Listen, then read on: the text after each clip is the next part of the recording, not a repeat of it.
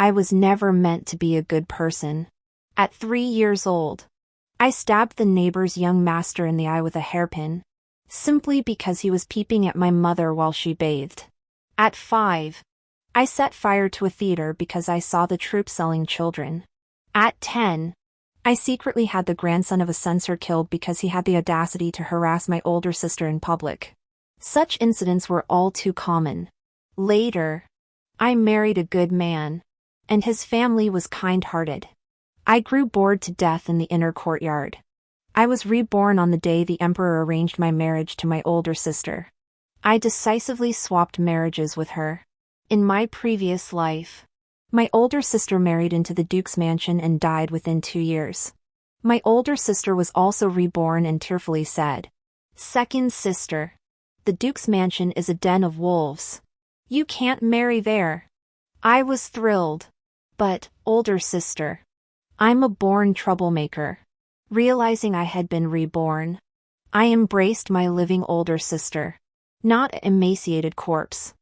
I was born a wicked person, having committed countless horrific deeds from childhood onward. My grandmother called me a monster, and my aunt said I should never have been born. But my parents, and my older sister, always forgave and understood me. My father always said, "Cece isn't a bad seed, she's just too passionate and unyielding."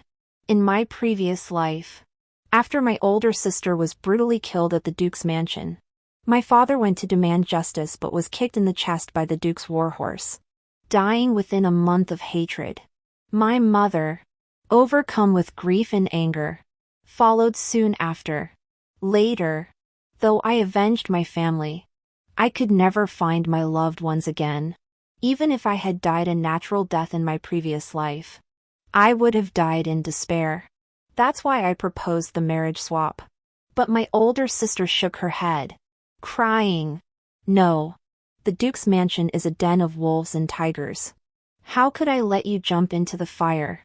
I grew excited. "Don't worry, older sister. I'm a bad seed by nature. The imperial decree of marriage is final and cannot be changed.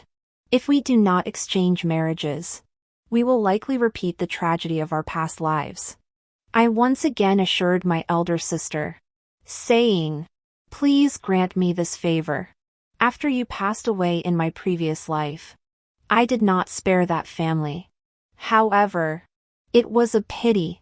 My upright husband insisted on handling matters strictly according to the law, and I could not avenge you as I desired. It was truly unsatisfying. This time, I will do it my own way. By the way, my husband is too upright and kind-hearted. He is the perfect match for my elder sister. He spends his days reciting poetry and pretending to be cultured. I have endured him for a lifetime. I do not wish to continue this connection in this life. I only regard Wenxing as a close relative. There is no romantic feelings between us." Handing my elder sister over to Wenxing, I feel at ease.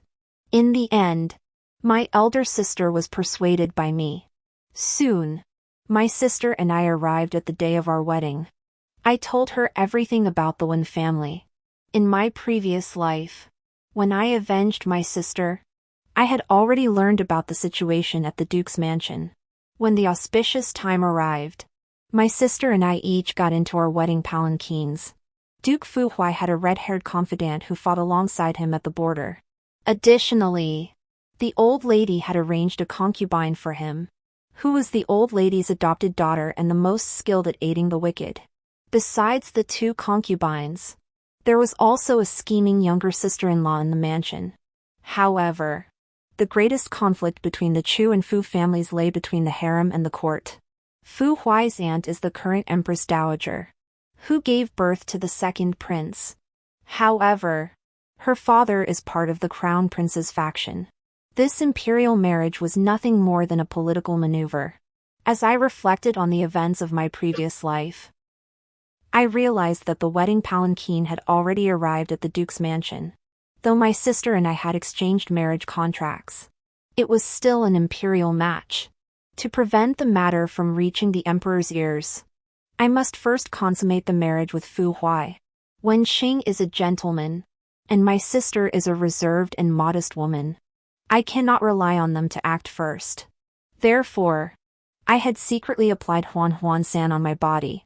First, it would solidify the marriage. Second, I wanted to drive a wedge between Fu Huai and his beloved.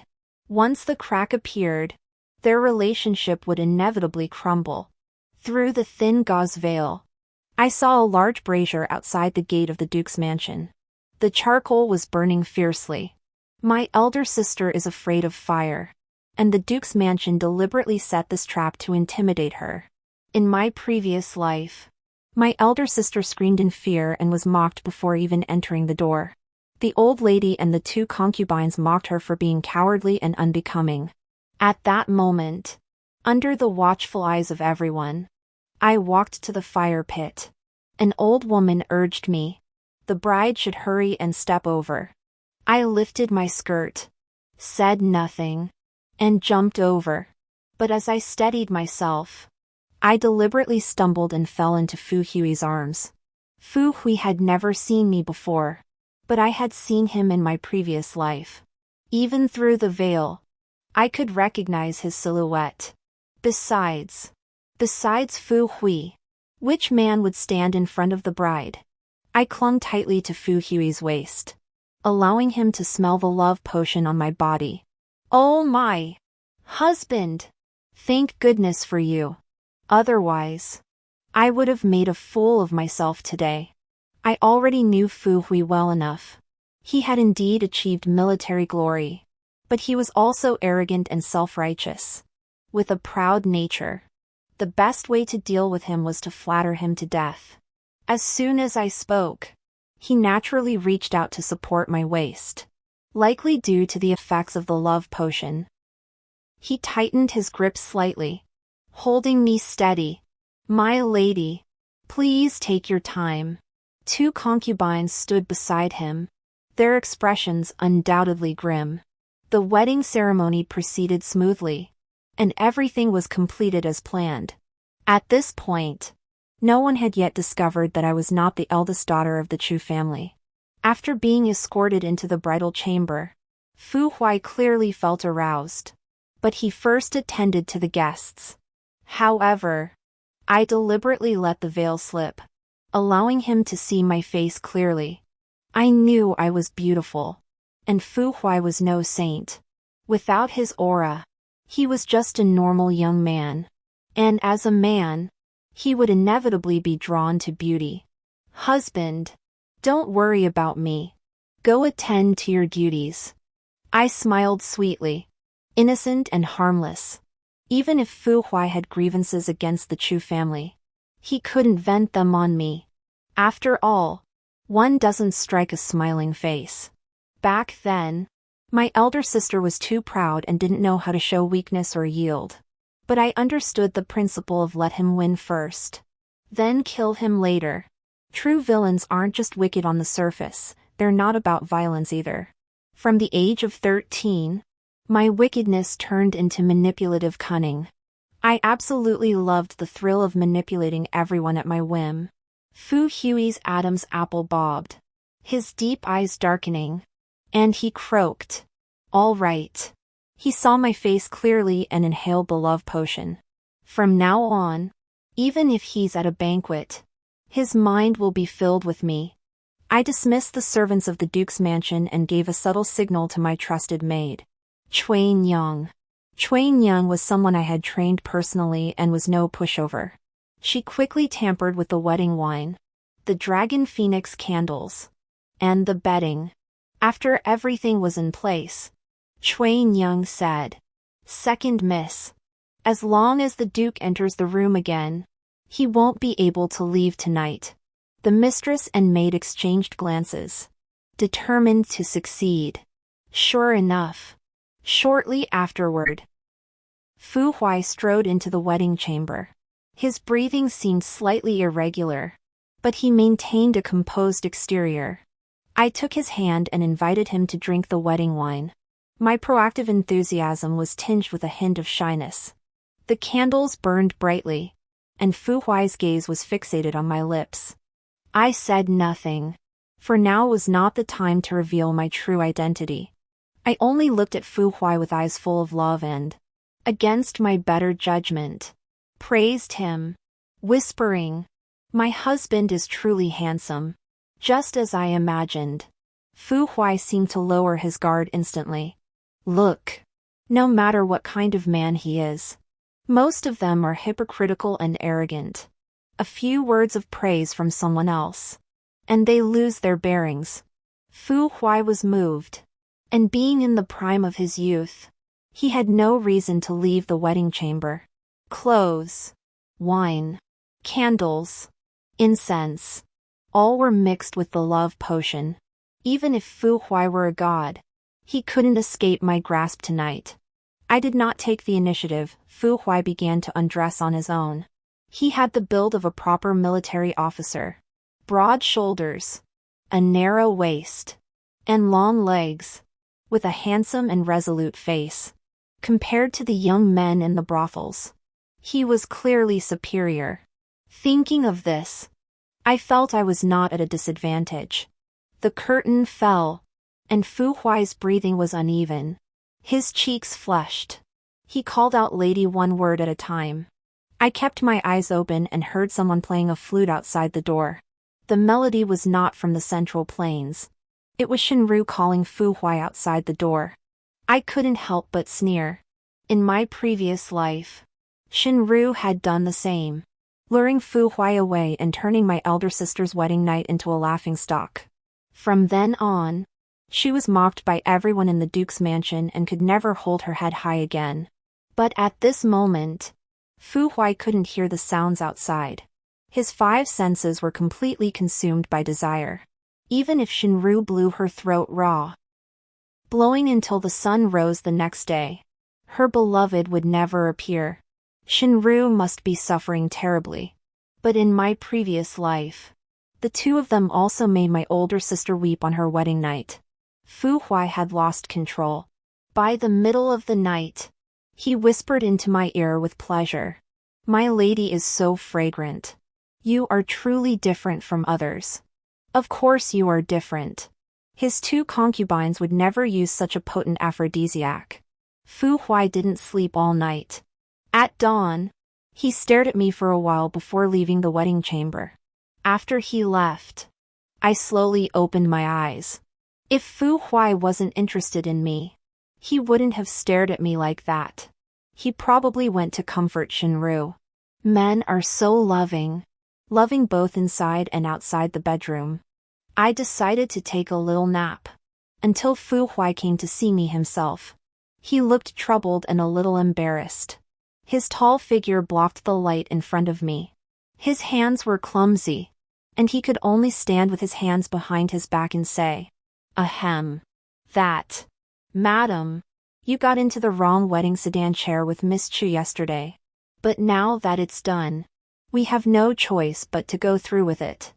I stood up in shock, clutching the quilt, exposing my shoulder covered in red marks, and instantly burst into tears. What? How could such a ridiculous thing happen? But the emperor arranged the marriage. How could they get the wedding sedan chairs mixed up? I should leave. Upon hearing this, Fu Hui's expression froze. He must have recalled last night everything had been his doing. His decision, and his inability to control his desires. All evidence in the room had been cleaned up by Chuan Yang. Fu Hui would only think that he had acted on his own desires. He stood straight, a hypocrite who would pretend to be virtuous, and said, "Madam, rest assured, I will take responsibility for you. Since such a mistake has been made, we can only make the best of it. I will go to the palace to speak to the emperor and explain everything." I buried my face in the blankets and laughed silently. If it weren't the woman Fu Huai loved, he would have wanted to drive her out of the house, just as he had treated his elder sister in his previous life. His elder sister had a thin skin, couldn't utter a single word of affection, and didn't know how to flatter men. How could she deceive a man's heart? Fu Huai thought I was crying. And he even patiently comforted me for a while before going to the palace to face the emperor. I slowly got out of bed and went to the bronze mirror. Gazing at my reflection. Fu Hui doesn't love me, that's true. Last night's outburst was also true. But what exactly is love? It's intangible and invisible. Guilt, however, is an excellent weapon. Last night, Fu Hui consummated the marriage with me, making these two marriages impossible to proceed. On the surface, it seems like everything was his doing. As long as I regret it in the future, he will feel guilty. In my previous life, my elder sister not only faced a humiliating welcome on her first day at the Fu household, but was also left alone on her wedding night and faced difficulties during the tea ceremony the next day at the hands of the Fu family's relatives. But I am different. I simply refused to perform the tea ceremony.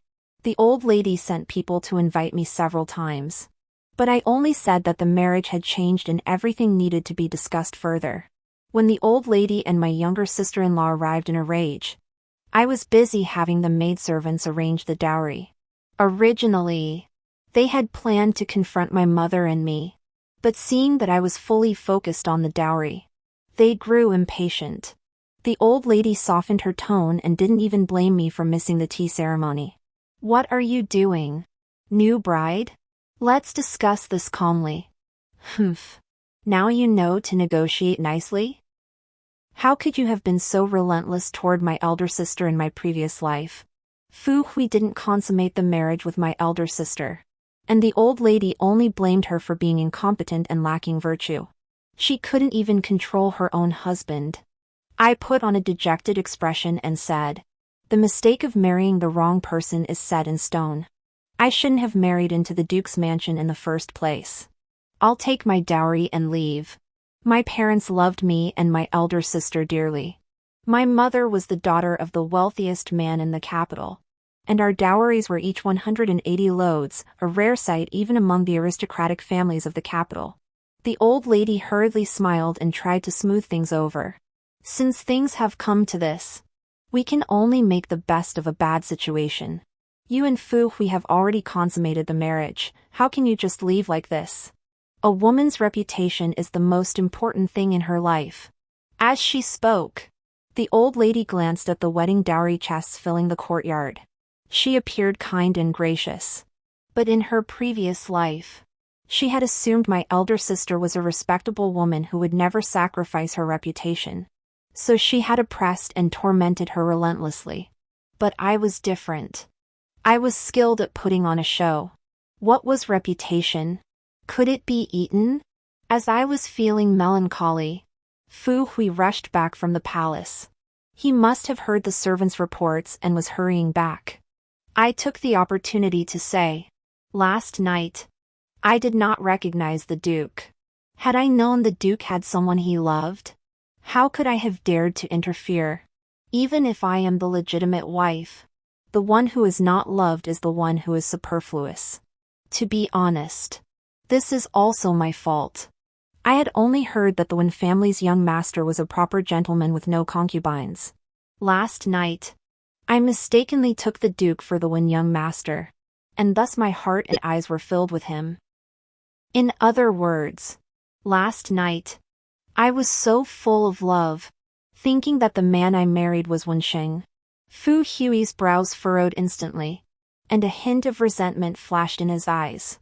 "He already desires me, but it's not enough. I must stir his competitive spirit.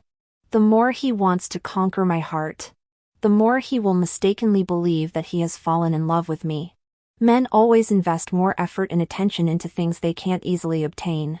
The old lady gave Fu Hui a sharp glance. Fu Hui, on the surface, was a proper gentleman who would never shirk his responsibilities. He was the epitome of hypocrisy. Therefore, he would never let me leave. Fu Hui walked up to me, unconsciously softening his voice. He didn't even notice how tender and affectionate he sounded as he said, "Madam, I have already informed the emperor that the mistake of the marriage cannot be undone.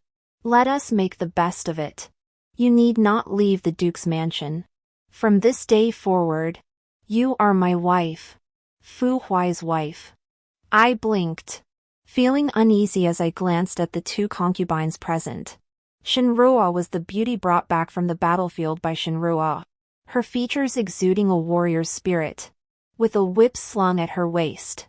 I narrowed my eyes, recalling the whip marks on my elder sister's body from my previous life. The other concubine, Ling Long, was the old lady's adopted daughter and shared her hatred for the enemy. I pressed my lips together, sighed lightly, and said, had I known my husband had two beloved women, I would never have married him. But now, as the legitimate wife, I should have the grace to tolerate others. I directly aimed my words at Shenru and Ling Long. One was his mistress, and the other was his childhood lover. They were the ones who should be competing with each other. Sure enough, Shenru and Ling Long exchanged glances and looked at each other with mutual dislike. Fu Huai admitted in front of everyone that I was his wife. I naturally had to go along with it. If things got too tense, the game wouldn't be fun anymore. However, I still let a hint of sadness show on my face. Seeing that I was no longer insisting on leaving, the old lady secretly sighed in relief, forgetting all about giving me a warning. My younger sister-in-law hadn't married yet, and though she didn't like me, she had heard that my maternal family was the wealthiest in the country, and she was eyeing my dowry. But it didn't matter. I was more worried that the old lady and my younger sister-in-law weren't greedy. Where there is greed, there is weakness. Fu Huai had tasted the sweetness, and last night, the two of us were deeply entangled. On the surface, I was graceful, but in private, I was quite uninhibited. Fu Huai was very into that. Unfortunately, at this moment, I refused to meet his gaze. This only makes him even more tormented.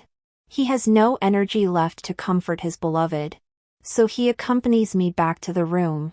Alone. I fluttered my eyelashes, and 2 tears fell. I turned my body and faced Fu Huai with my side. I heard that Shenru is the woman your husband met at the border.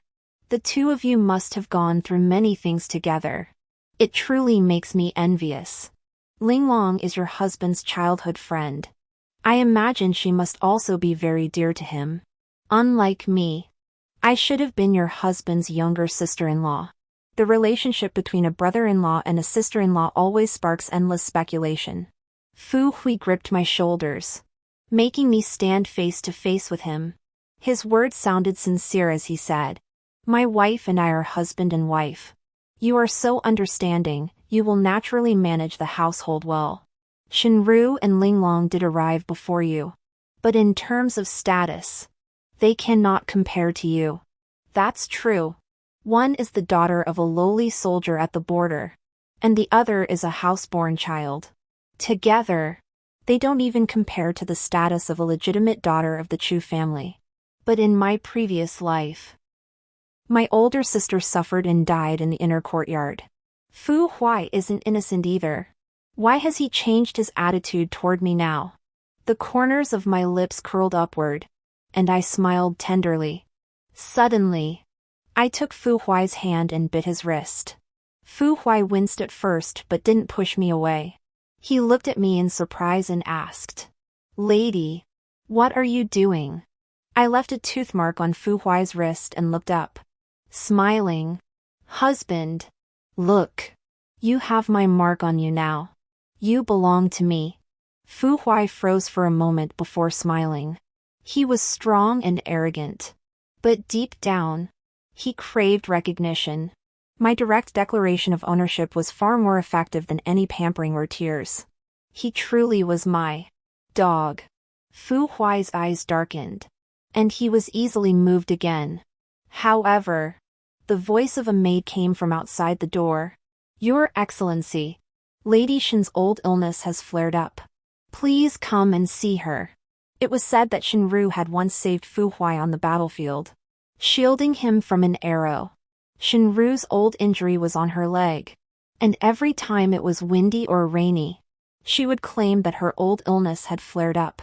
In her previous life, Shinru had used a ploy to force her elder sister to hand over the wild ginseng from her dowry list.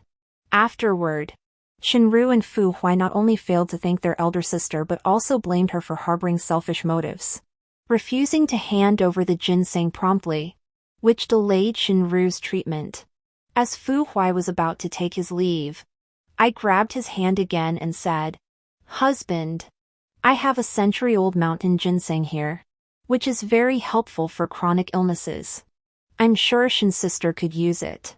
Fu Huai looked at me, his gaze shifting from desire to admiration. He must have thought I loved him so much that I cared for his concubine as well.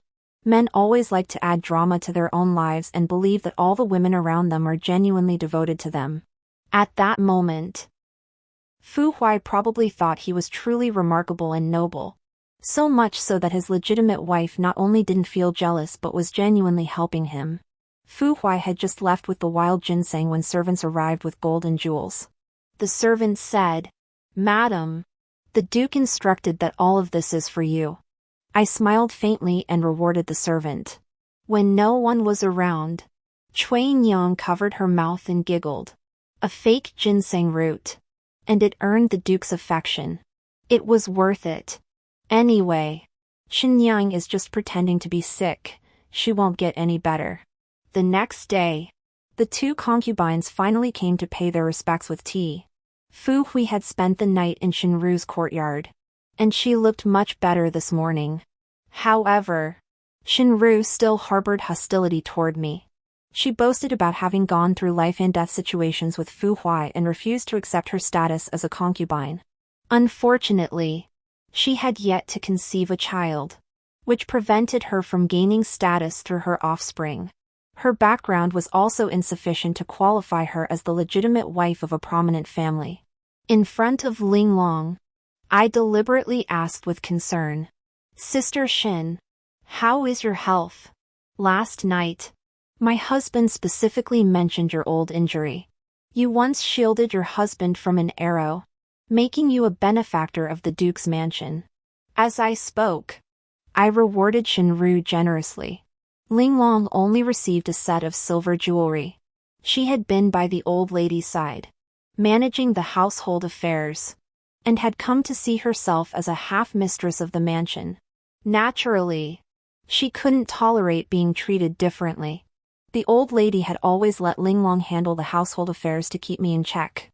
Such a lowly and insignificant family household is indeed rare. No wonder my elder sister was ground down to death in my previous life. "Thank you, madam." Shinru remained expressionless. She refused to acknowledge that I was Fu Hui's wife. Last night, she had been with Fu Hui and must have seen the tooth marks on his wrist. This morning, as soon as Shinru entered the room, she stared at my teeth. Ling Long also thanked her and didn't give her a friendly look. She was Fu Hui's first woman and his only concubine. In the early years, Fu Hui favored only her. After Shinru came along, he rarely visited her courtyard. Now, with me here, her life is even worse than before. When one's heart is filled with pent-up emotions, they tend to look for trouble, and their feelings are magnified many times over.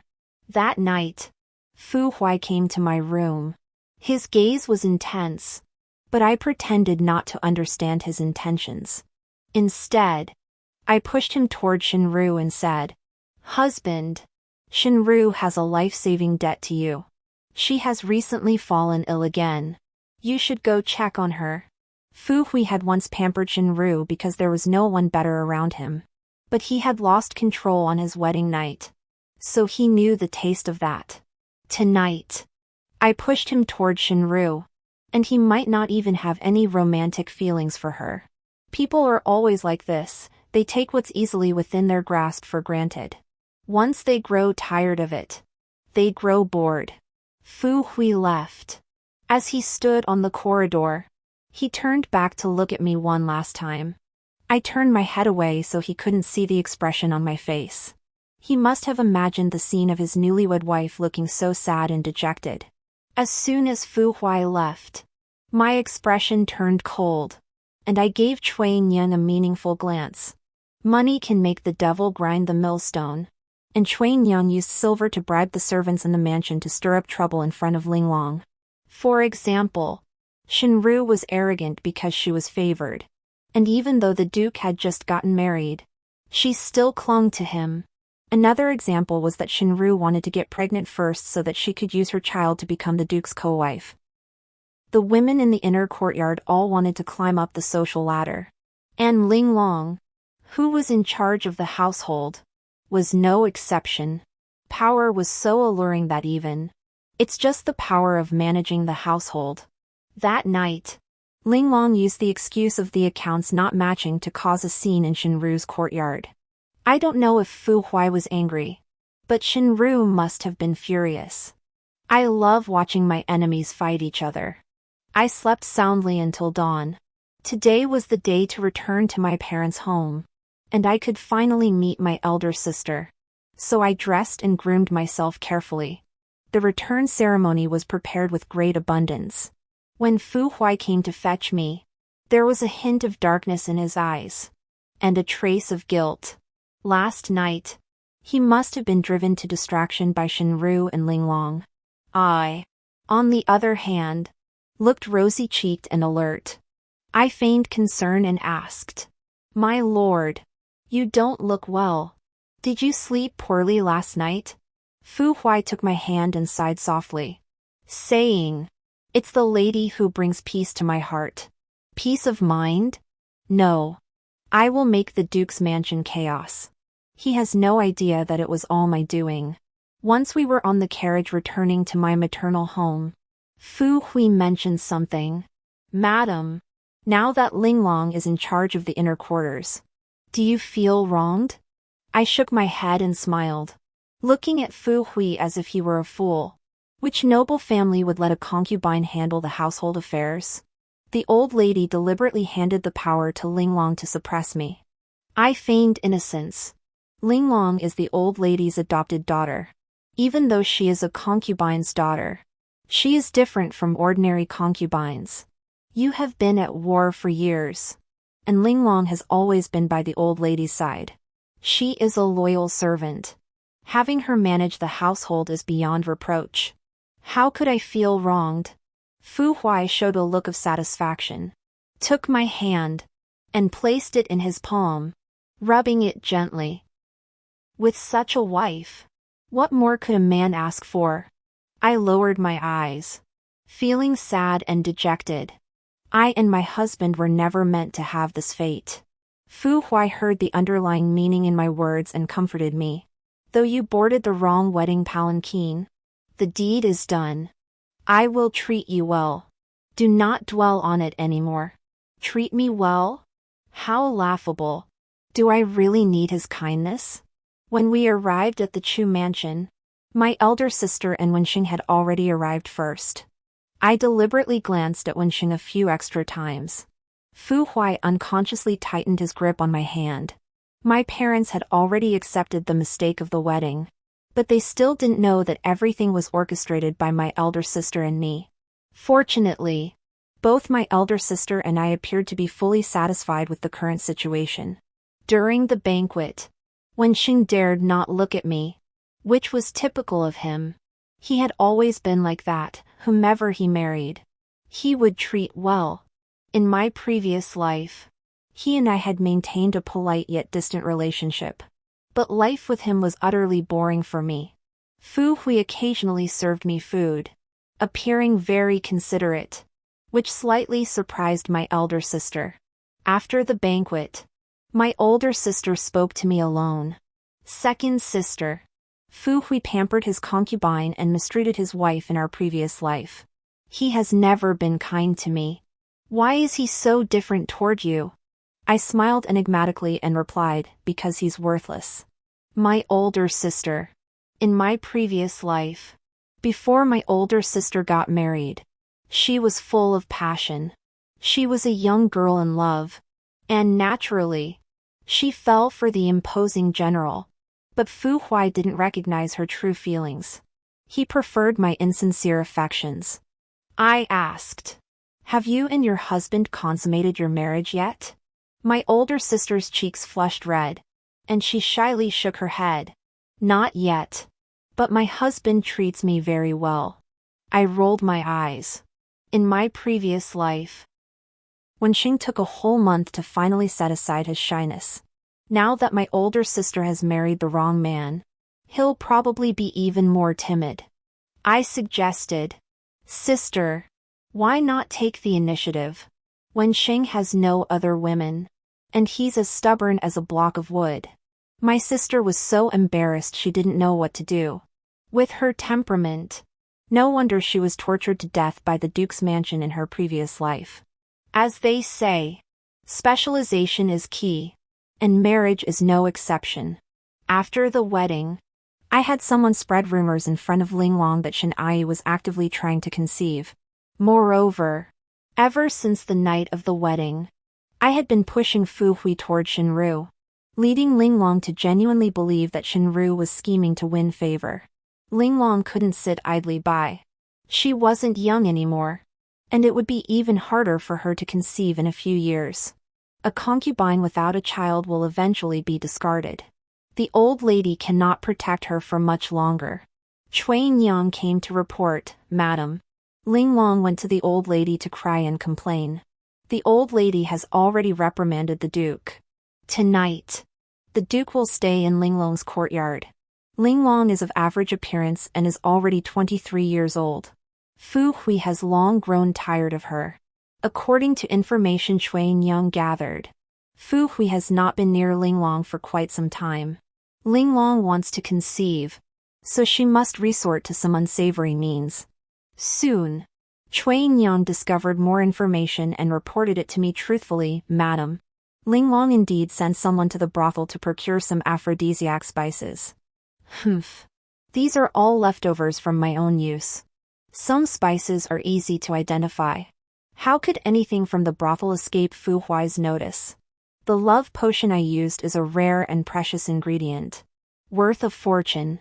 That night, Fu Hui did indeed go to Linglong's courtyard. But after a short while, he left in a hurry and came straight to me. His eyes were dark, his pupils bloodshot, and his breathing was irregular. He grabbed me tightly and cried out urgently, Madam, I miss you so much. These past few days, you've been pushing me away. Can I stay tonight? But just as we were about to grow intimate, I pushed him away, pretending to be disgusted and covering my nose. I said nothing more, but it was enough for Fu Hui to understand. Fu Hui explained, Madam, Linglong, she drugged me. I gaped in shock, saying, What? Such a thing? But, I truly dislike that scent. No matter how generous I am, I can't accept the scent of another woman on my husband's body. Fu Hui immediately understood. He smiled sheepishly and said, I'll go take a bath right away. Since the night of our wedding, even when Fu Hui wanted to stay the night, I found excuses to brush him off. Tonight, he probably wouldn't leave. I beckoned to Chuan Yang and asked her to do something. Go tell Shen Yang that after the Duke was drugged by Linglong, he came to my courtyard. Chuan Yang immediately obeyed. Fu Hui soon emerged from the bathroom, looking quite anxious but still mindful of me. The reason was simple, he knew he hadn't fully won my heart yet. So he naturally had to be cautious. Soon, Shenru arrived, looking furious. She called out several times at the door, but Fu Hui paid no attention. I deliberately cried out, my voice soft and melodious, enough to stir anyone's heart. Fu Hui found it very pleasing, but Shenru outside was nearly driven mad. Fu Hui had been drugged and came straight to me instead of going to her. What did this mean? Shenru knew better than anyone else. The next morning, Chuan Yang came to report, Madam, last night, Shen Yang went to see Linglong with a whip and beat her. I couldn't help but laugh out loud. Linglong wanted power and status. But Shinru wanted Fu Huai himself. She naively believed that Fu Huai belonged to her, and that the feelings between them were something no one else could interfere with. Shinru couldn't directly cause trouble for me, but she could target Ling Long. However, Ling Long was the old lady's confidant, so this would inevitably stir up trouble within the inner courtyard. No wonder Fu Huai was summoned by the old lady so early in the morning. He must be in a real bind right now. However, I need to add fuel to the fire. I asked with a smile. Has my little sister-in-law been meeting her lover in secret? Shuang Yang replied. Madam is truly insightful. The second young miss did indeed meet a man last night. In my previous life, my elder sister discovered that my younger sister had been seduced by a playboy. She kindly warned the old lady and Fu Huai. She successfully prevented my younger sister's tragedy. However, the entire Guogong mansion not only failed to appreciate her, but instead hated her. All because my elder sister witnessed the Guogong mansion scandal. This time, I won't meddle in others' affairs. Everyone should follow their predetermined fate. Fools should act foolishly, do stupid things, and walk down a path with no return. I instructed Shuang Yang. As for the second young lady, let me know when things get out of hand. The Zhou family's playboy is renowned for his charm and good looks, and he is indeed skilled with words. But he's only after a concubine. If Zhou Gongzi truly had feelings for her, would he secretly meet with his younger sister-in-law? When I arrived at the old lady's courtyard today, Shinru was being punished with a cane. Ling Long had been struck several times, and her face was deathly pale. She stood by the old lady's side, sobbing. Fu Huai looked deeply troubled. I pleaded. Madam Shin has an old injury, she cannot endure the punishment. Please spare her and have her copy scriptures instead. Shinru cannot be defeated so easily, I am counting on her to bring down Ling Long. I tried to help Shinru up, but she pushed me away with one hand. Stop pretending. It was June, and the sun was blazing. I deliberately wore a low-cut dress, exposing the red plum blossoms on my fair neck. Shinru must have found it extremely glaring. I pretended to stumble, and Fu Huai quickly caught me, showing great concern. Madam. After speaking, Fu Huai shot Shinru a displeased glance. Enough. The lady meant well. How dare you be so ungrateful? Shinru's face was filled with disbelief. Back in the borderlands, Fu Huai had only her. Even after returning to the capital, he didn't pamper Ling Long. She truly believed she was the only one in his life. She probably never imagined that I had only been in the house for a few days and had already caught Fu Huai's special attention. There's nothing more heartless than that. But the grudge between Shinru and me must be settled slowly. In a place where Fu Huai couldn't see, I gave Shinru a faint smile.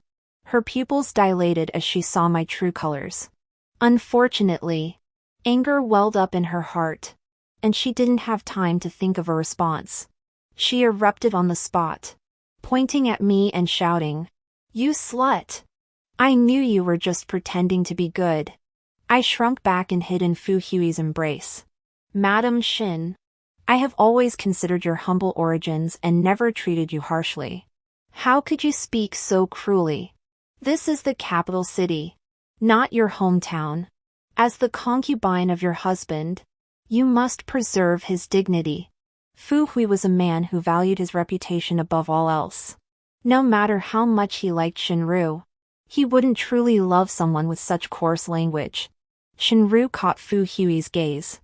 Her emotions spiraled out of control, and she choked out, "General, have you forgotten that we went through life-threatening dangers together to reach this point? You promised me that you would never betray me in this lifetime. No man wants to bear the burden of a promise, let alone be scolded in public." Fu Huai, though filled with guilt, now wore a grim expression. Enough. Stop this nonsense. The lady has already pleaded for you. Why won't you step aside? Shinru. furious, turned and ran out of the room. Meanwhile, Linglong continued to weep bitterly before the old lady. The old lady could only scold Fu Huai. Look at the person you've spoiled. She shows no respect for the mistress and is consumed by jealousy. I took the opportunity to smooth things over. Mother-in-law, please don't get angry. It's not worth hurting your health. Shinrui comes from a humble background, it's no wonder she's rude. Let your husband go and persuade her. A harmonious family brings prosperity. In my previous life, the old lady was very dissatisfied with my older sister. But now she was extremely kind to me, saying the new bride understands the bigger picture. At the old lady's request, Fu Huai stayed in Linglong's room for 3 consecutive days. Only then did the old lady agree to let Shinru off the hook. Even if Linglong burned aphrodisiac incense in the room, as long as the old lady deliberately protected her, Fu Huai was powerless to do anything. But Shinru couldn't sit idly by, she wasn't someone to be underestimated. As for me, I was hoping for a power struggle among the women of the household. In fact, I feared Shinru might not be capable enough. So I deliberately sent someone to guide her secretly, presenting numerous pieces of evidence openly. Shinru did not disappoint, she obtained evidence of Linglong embezzling the household funds. Given Shinru's temperament, she would certainly take the initiative herself and not bring the matter to my attention. On that day, Shinru gathered all the people in the mansion and presented the evidence of Linglong's embezzlement of the mansion's funds. She also implicated Linglong's older brother, who was the gatekeeper. Faced with irrefutable evidence, Linglong had no choice but to confess. She knelt before the old lady and cried desperately, "Stepmother, my brother has developed a gambling addiction. If I don't help him, he'll be beaten to death. I only have this one brother." The old lady was most fond of wealth and had always believed Linglong to be her most loyal servant. But Linglong had embezzled the household silver, which was like cutting out her own flesh. The old lady closed her eyes. "Linglong, you have truly disappointed me. From today onward, hand over the ledgers and keys. The new bride has been in the house for several days, it is time for her to take over the household affairs." Linglong was dragged away and temporarily confined. Shinru never expected that after all her hard work, she had ended up sewing my wedding dress. I smiled, took the ledgers and keys, and said, "Mother-in-law, since you trust your daughter-in-law so much, I will certainly manage the household properly." Shinru could only grit her teeth and swallow her anger. I didn't forget to rub salt into the wound. I deliberately found an opportunity to meet her in the backyard, covered my mouth, and giggled. "Thank you, Aunt Shin, for helping me secure the household authority." And by bringing down Linglong, she had effectively slapped the old lady in the face. The old lady would never look favorably upon her again. Upon hearing this, Shinru suddenly pulled the whip from her waist. But she managed to hold back. I snapped off a peony branch on the spot. In my previous life, my elder sister had suffered the brutal beating from that very whip. I raised an eyebrow and mocked. "What is you doing, Aunt Shin? You're just a concubine, you can't possibly think you can discipline me." "The mistress of the house." Shinru gritted her teeth. "Chu say. Just wait. I will make sure the general knows your true colors." "Fine. I'll wait and see." Linglong is completely ruined. Fu Huai, in an effort to appease the old lady, did not see Shinru for 3 consecutive days. Shinru, though anxious, could do nothing. The old lady, having lost Linglong as her pawn and relinquished her authority over the household, felt she had lost both her wife and her army. She harbored deep hatred toward Shinru and ordered the maids to deliberately withhold her rations. Upon learning that Fu Huai had spent the past 3 nights in my room, the old lady summoned me to speak with her. She appeared kind on the surface, but she did not wish for me to harmonize with Fu Huai. "My dear, you are the mistress of the house. Your nature must not be too soft. The Duke is your husband, not some border general that Shinru can claim for herself. I lowered my eyes and smiled shyly. The old lady speaks wisely. This malicious old woman is finally thinking of me? She was the one who wanted to intimidate me from the start. I knew the purpose of her visit today, so I took the initiative to suggest, why not take 2 more concubines for my husband? The old lady immediately wore a pleased expression. The Chu family truly produces great scholars generation after generation. The daughters they raise are so considerate. I smiled without speaking. In my previous life, who was it who deliberately startled Fu Huai's warhorse, causing it to kick my father in the heart? My father, mother, and older sister were all too kind-hearted, valuing propriety, righteousness, integrity, and shame above all else.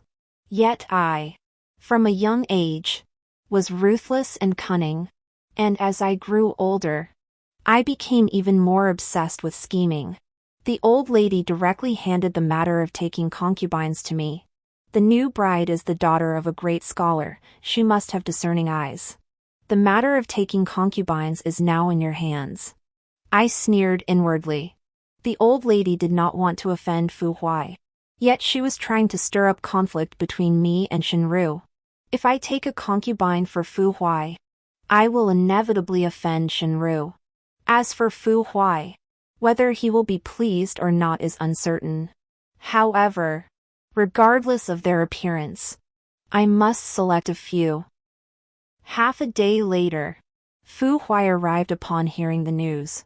Seeing me diligently searching for concubines for him, his handsome face grew slightly cold. Lady, are you really going to take concubines for me? I looked at him in confusion. Husband, a man having 3 wives and 4 concubines is perfectly normal. Why are you asking this? Moreover, you've already reached the age of marriage, and we have no children. As your wife, it's my duty to take care of this for you. He still has a strong interest in me, which is why he's questioning the matter of taking concubines. But if he grows tired of me, he might just want to get rid of me. Fu Hui furrowed his brows. So you want another woman to bear children for me? I bit my lip. Why not? Fu Hui opened his mouth, as if he had punched a pillow. Chu say. This was the first time he had ever called me by my given name. I feigned surprise. Husband, what's wrong with you? Fu Hui casually glanced at the concubine candidates in the courtyard, as if he didn't want to see them, and waved his sleeve.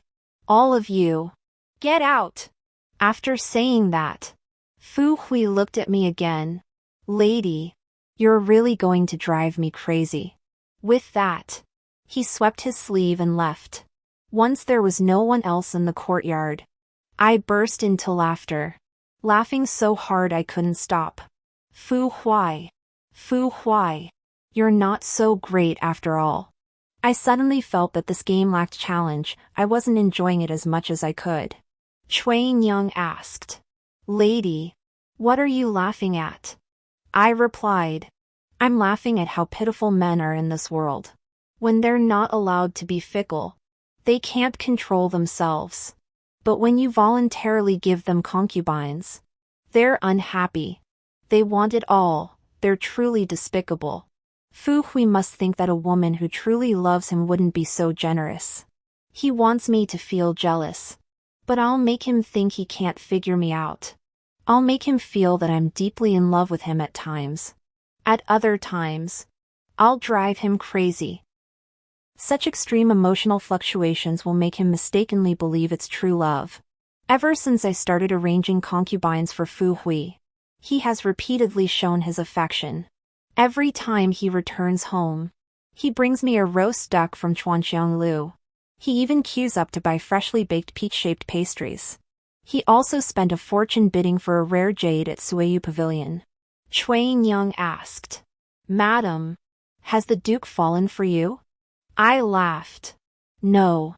He's just driven by his competitive nature. He loves the feeling of being genuinely pursued by a woman. He wants me to become like Shinru. Every act of kindness he shows me is calculated. He thinks he can move me and tame me. Once I become as obsessed with him as Shinru, he won't be so attentive anymore. I didn't directly reject Fu Hui, but I didn't give him a definite answer either. I just kept him hanging. It was like dangling a carrot in front of a donkey, provoking his desire to conquer my heart, but never giving it to him. Cui Nyang didn't quite understand.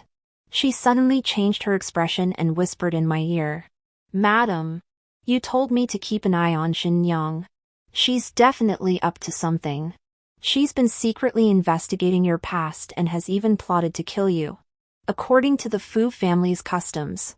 In a few days, I'll accompany Fu Huai to the Fahua temple to pay our respects.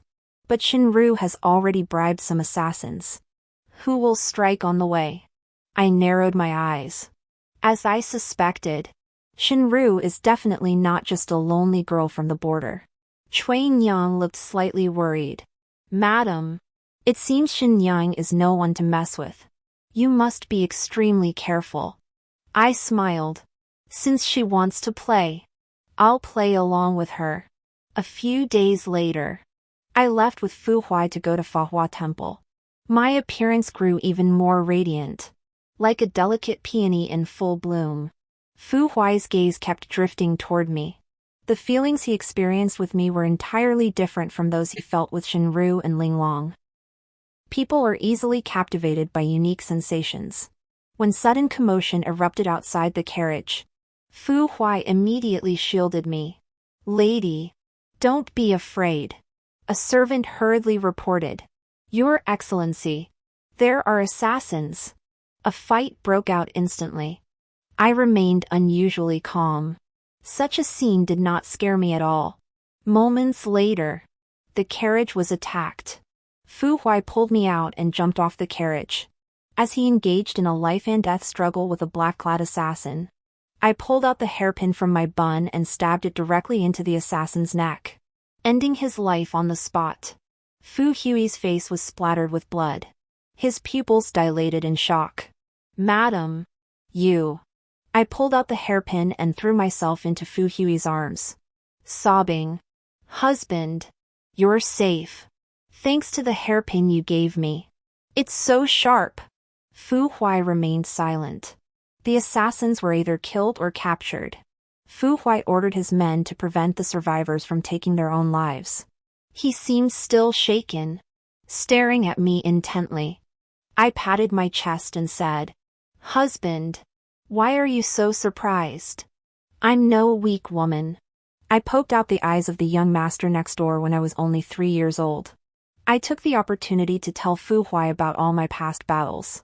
Before Shinru could report me, I confessed first. Absolute sincerity is also a sharp blade. After hearing me out, Fu Huai looked at me with a mix of joy and curiosity. Curiosity is the key to falling for someone. He was a military officer, accustomed to fighting and killing. How could he genuinely like a delicate flower? At that moment, the look in Fu Huai's eyes as he looked at me was even more excited than when he was undressing me on the bed.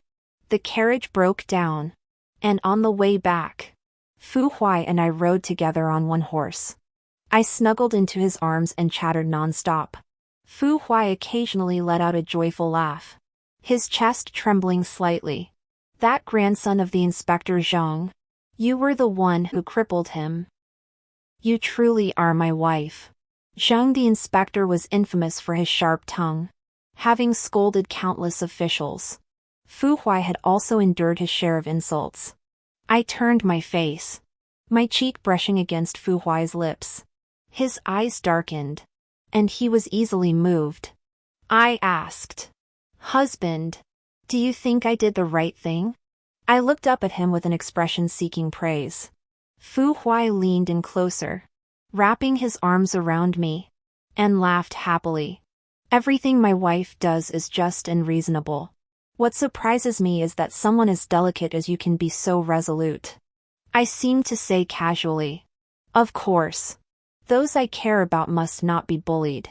When necessary, I will risk everything. Fu Hui thought he understood the meaning behind my words. So, I am also someone you care about. After saying that, he was even happier. Despite the assassination attempt he had just survived, he now seemed like a young man in the prime of his life, newly awakened to love.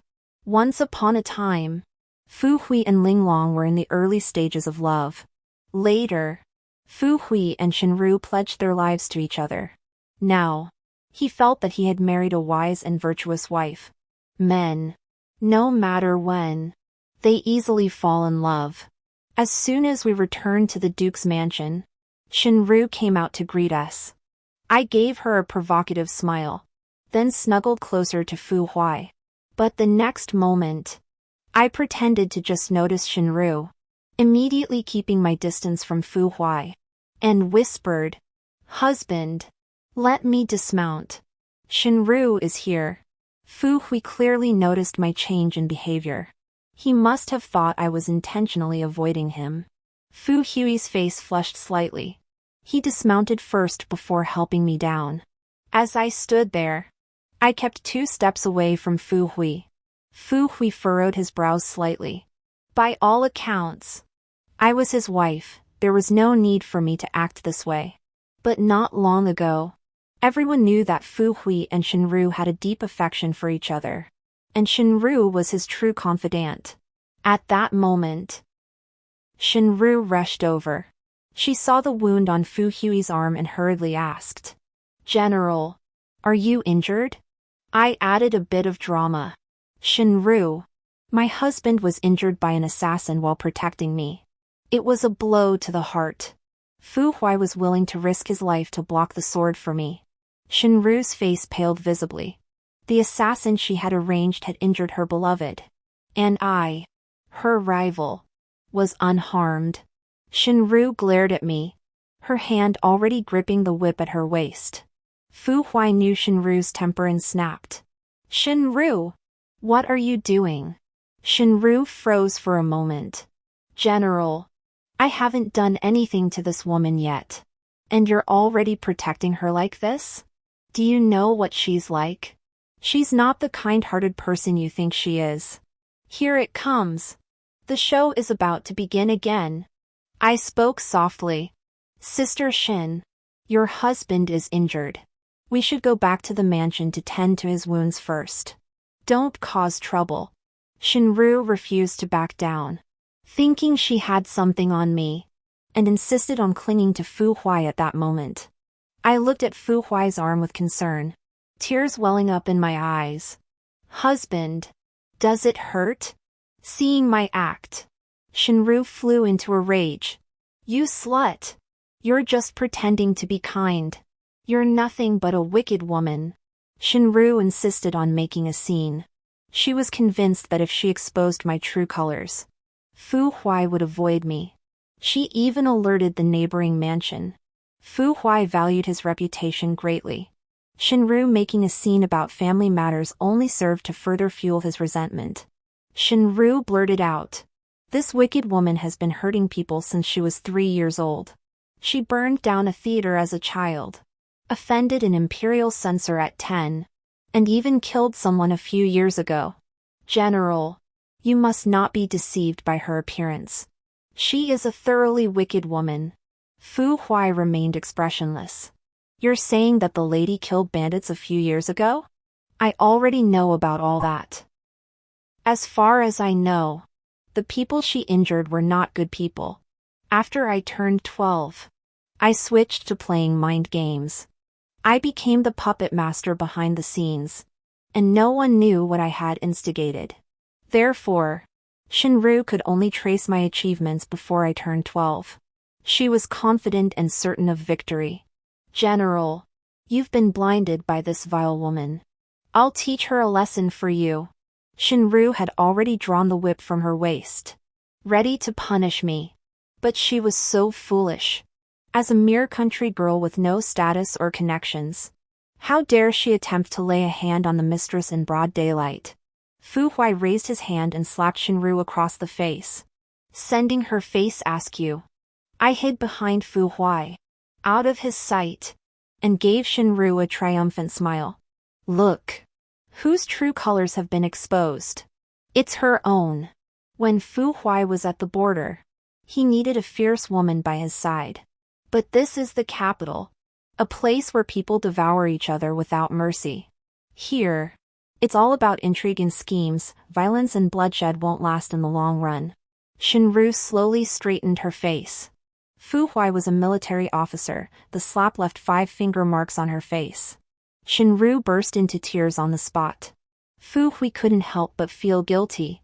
But I, at the right moment, spoke the right words. I said, Shin's sister, if there's anything to discuss, let's talk about it at the mansion. Your behavior will make it difficult for your husband. If he favors you, the court officials will think he's favoring his concubine over his wife. This would be highly detrimental to his reputation. Upon hearing this, Fu Huai's guilt vanished, replaced by impatience. At that moment, Fu Huai only thought that Shinru was being unreasonable, and I was the one truly considering his best interests. No man would appreciate a woman who brings him trouble. Men are naturally inclined to seek what is beneficial and avoid what is harmful. Only a fool would naively believe that old feelings can overcome all obstacles. Shinru smiled bitterly, as if she had been deeply hurt.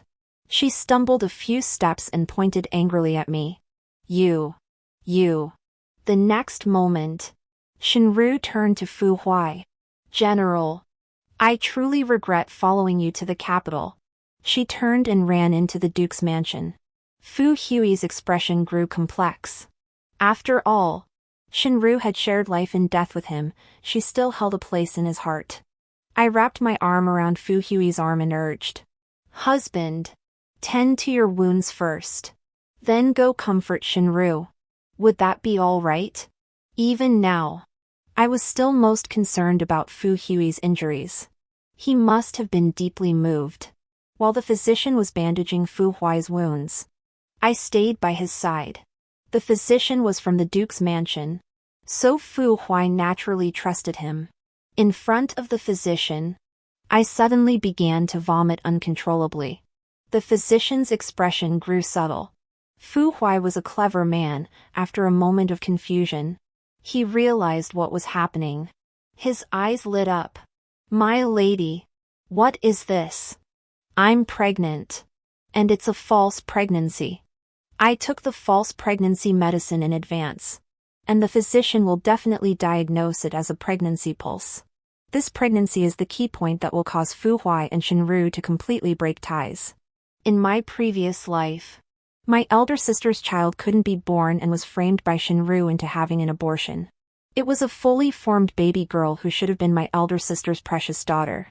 Shinru falsely accused my sister of having an affair with the bodyguard. No matter how much Fu Huai longed for that child, he couldn't tolerate the impurity of the bloodline. A man like him would rather betray the entire world than allow anyone to betray him. The physician diagnosed my pulse and smiled, saying, Congratulations, Lord Fu. Your wife is with child. Fu Hui grabbed my hand tightly. My lady, this is wonderful. In Fu Hui's lineage, he was the only male heir, and he had longed for a child. Shinru was the most favored, but her body had been damaged in her youth, and she had struggled to conceive. Fu Hui was overjoyed, casting Shinru aside, and forgot to comfort her. I also showed my joy, but with a hint of worry. My lord, we were married only a short time ago, and I am already pregnant. This child has come at just the right time. However, I have heard that it is not advisable to announce the news too widely before the 3rd month. For the sake of our child's safety, let us keep this news confidential for now. We can announce the good news after the 3rd month. At that moment, Fu Hui followed my every word. My lady, you are truly my lucky star. I am going to be a father. That night, Fu Hui came to my room early and stayed by my side all night. Several days later, Shinru could no longer contain herself. She began playing the flute again, or climbing onto the roof to stargaze, or even sword dancing after drinking. In short, she was up to all sorts of tricks. But Fu Huai wasn't buying it. Moreover, Fu Huai's confidant had already tortured the assassin from that day and extracted the truth. Upon learning that it was Shinru who had tried to kill me, Fu Huai destroyed the confession and instructed his confidant. Dispose of it properly, don't let the lady find out. Humph. What a sentimental dog. Even at this point, Fu Huai was still keeping Shinru. Is Shinru really just the daughter of a lowly border guard? Soon, I got the chance to provoke Shinru. Cui Nyang reported Shinru's location, saying, "Madam, as you predicted, Xinyang is waiting on the path the Duke must take to enter the inner courtyard. But she doesn't know that the Duke has an appointment with the second prince today and won't be back for a while." I glanced at the incense burner, timed it just right, and deliberately chose a plum blossom hairpin to pin in my hair. Fu Huai and Shinru's token of their love was also an identical hairpin. When I saw Shinru, I had the little maid stand by my side and only kept Xuanyang with me. Shinru also saw me. She looked pale and must have been in a bad mood recently. When Shinru's gaze fell on my head, she erupted in anger. "Chu sure. You." I didn't mind the commotion and deliberately raised my hand to straighten the hairpin on my bun. This hairpin was given to me by my husband. I wore it today specifically to show Shinru. Does Shin's sister think it looks good on me? I exuded an aura of seduction, as provocative as I could manage. Shinru's hand clenched the whip at her waist. My eyes narrowed, and I glared at her with fury. In my previous life, Shinru had used that very whip to flog my elder sister until she was covered in wounds. Shinru's right hand was ruined. I stepped closer, with the lotus pond beside me, and continued to provoke Shinru with a cold laugh. "Shin's sister, are you very angry? Only you know my true nature. But my husband thinks I'm kind-hearted and hate evil. The man you've been longing for now sleeps with me every night. I absolutely love psychological warfare." Shinru immediately pulled out the whip and shouted at me. "Chu sure. You worthless woman." I pretended to scream. And from others' perspective, I was dodging the whip and fell into the lotus pond. Cui Nyang immediately jumped into the water to save me. I truly cannot swim. Therefore, Cui Nyang must ensure my safety. Shinru, holding the long whip, stood on the shore and continued to strike the water surface. It was clear how much she hated me. She was truly ruthless. Meeting me was like meeting her match. My neck was struck, burning with pain, but I forced a smile toward Shinru. Shinru froze, as if she had finally reacted, and turned to look. She saw Fu Hui rushing toward us at full speed. Shinru froze, dropping the whip from her hands. General. Fu Hui gave Shinru a look of disgust and hatred, then jumped into the water without hesitation. Cui Nyang had also learned to act, speaking with emotion. "Your Excellency, please save the lady. She is carrying your child. She only wanted to wait for you in the front courtyard. What wrong has she done?" Fu Hui rescued me from the water. Shinru tried to speak, but Fu Hui kicked her to the ground. Shinru fell to the ground, her face twisted with frustration and resentment, tears streaming down her cheeks. In her previous life, when she had falsely accused her elder sister of adultery, the injustice her sister had suffered must have been 100 times worse than what she was feeling now. Evil people deserve to be dealt with by evil people. I held my abdomen and cried out, "Husband, I'm in so much pain. My stomach." Cui Nyang screamed, Madam is bleeding." Faking pregnancy couldn't stop my menstruation indefinitely. Fortunately, menstruation could create the illusion of a miscarriage, and I had taken medication earlier, so the doctor could only diagnose it as a miscarriage. Shinru tried to clarify, but saw Fu Hui's gaze, which seemed capable of devouring a person. Fu Hui's gaze fell on my neck, where the fair skin was already swollen and red, clearly whip marks. General. I didn't know she was pregnant. No. She's still pretending. Fu Hui embraced me, completely ignoring Shinru, and rushed toward the inner chambers. Along the way, he trembled and shouted, "Someone! Call the doctor!" I pretended to faint, repeatedly calling out, "Child!" The physician had already taken my pulse and confirmed that it was a miscarriage. The medication I had taken earlier caused me to bleed profusely. The maids carried out basin after basin of blood. Fu Hui held my hand, standing by the bed for a while before finally stepping out of the room. He asked the nearby servants and soon learned that I had been whipped by Shinru and thrown into the pond. The servants were too far away to hear my conversation with Shinru. At this critical moment, Fu Hui was immersed in the grief of losing his beloved child and would firmly believe the investigation's findings.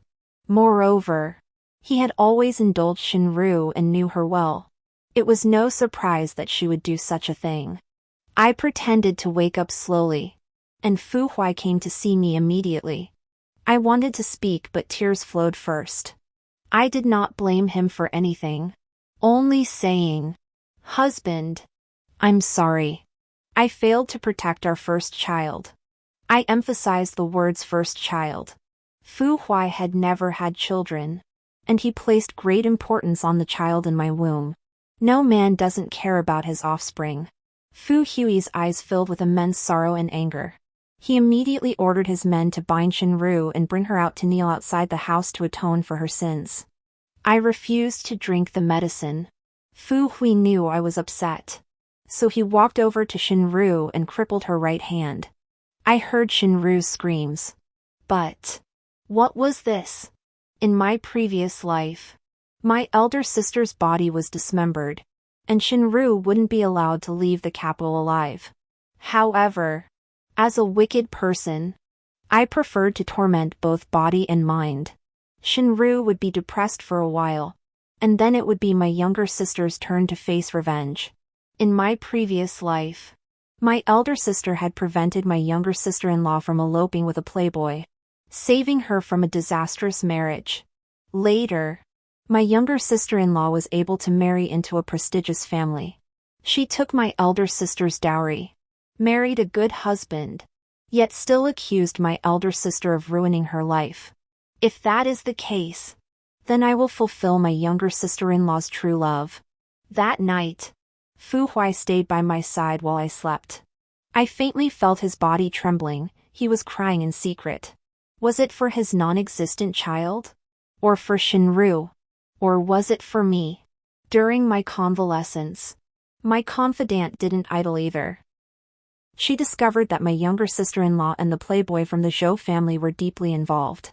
I neither exposed nor stopped them, but instead had someone add fertility herbs to my younger sister-in-law's food. Chuang Yang reported the information she had gathered to me. "Madam, that Zhou gentleman is a womanizer. He started frequenting brothels at the age of 15. He also likes to beat people. Aside from his face and his deceitful mouth, he is truly worthless." I smiled indifferently.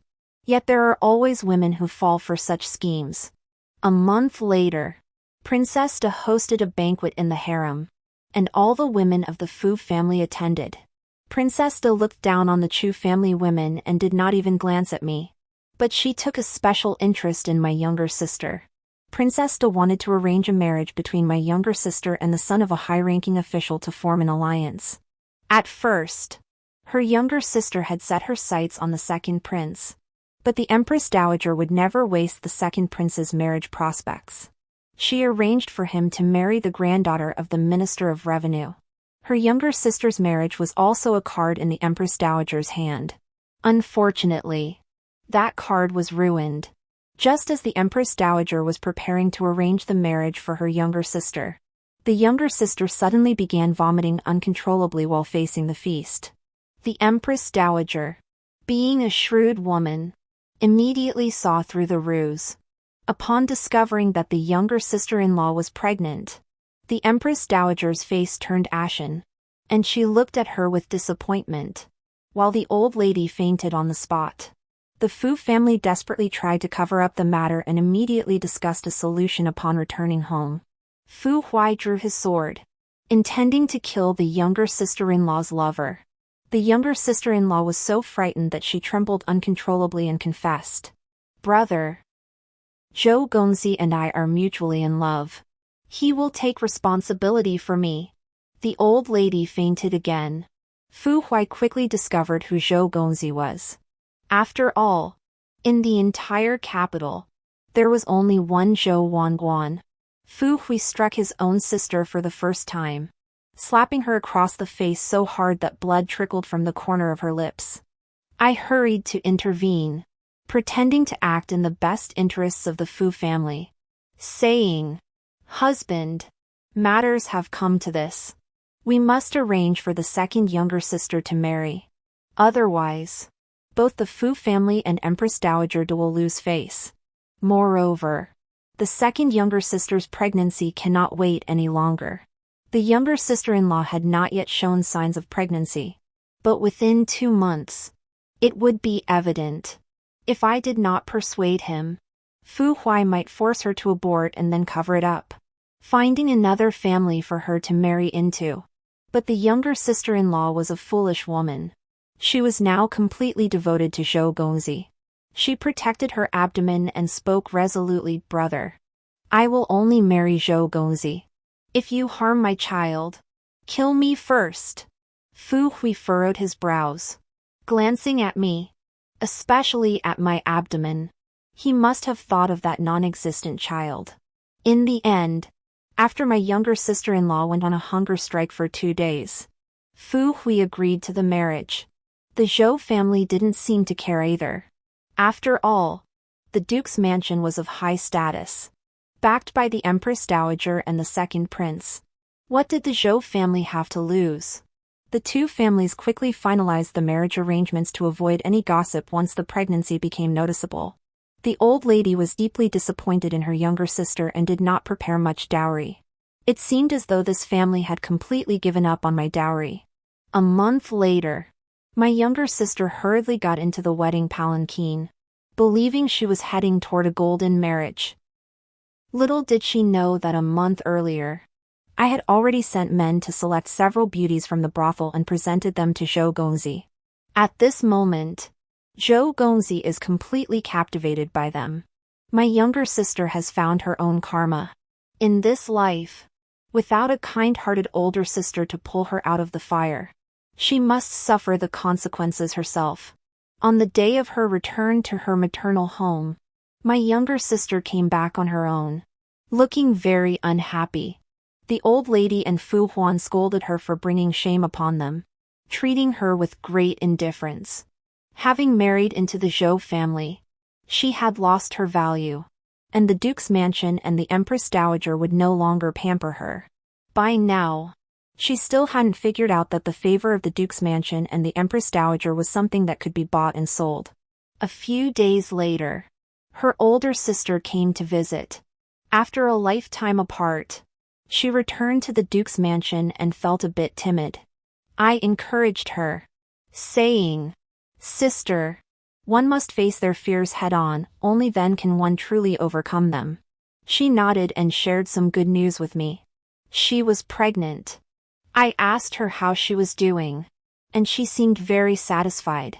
Indeed, what is honey to one is poison to another. The harmonious household of the Wen family is truly unsuitable for someone like me. Fu Hui heard the news and rushed over, intending to treat my older sister well.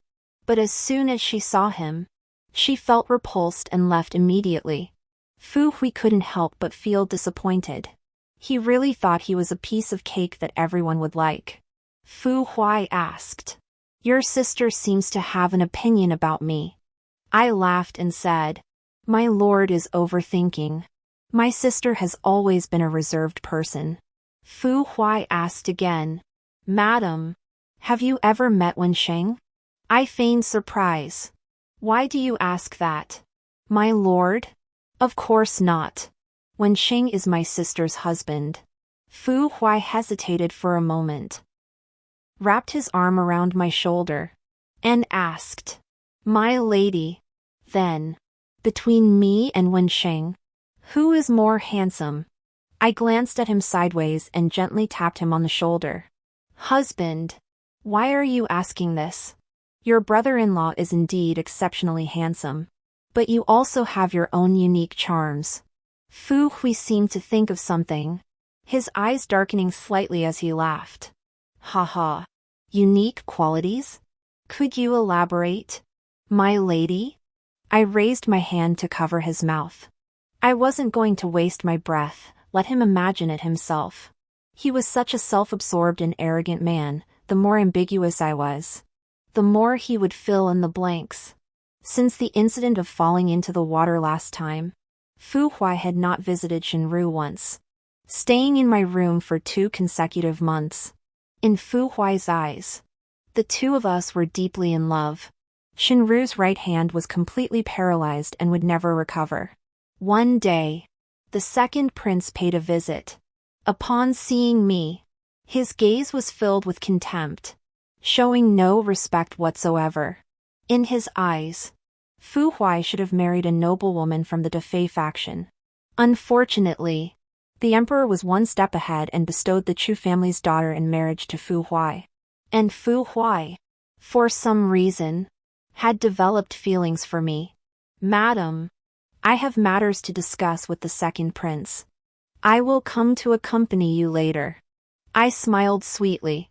Husband, go about your business. There is no need to worry about me. As I stepped out of the hall, I heard the second prince teasing me from the corridor. He said, Cousin, you haven't fallen for her beauty, have you? The Chu family is part of the Eastern Palace faction. Fu Huai spoke up for me, saying, Your Highness, rest assured, my wife does not meddle in court affairs, nor does she ever mention the crown prince. She has never tempted me.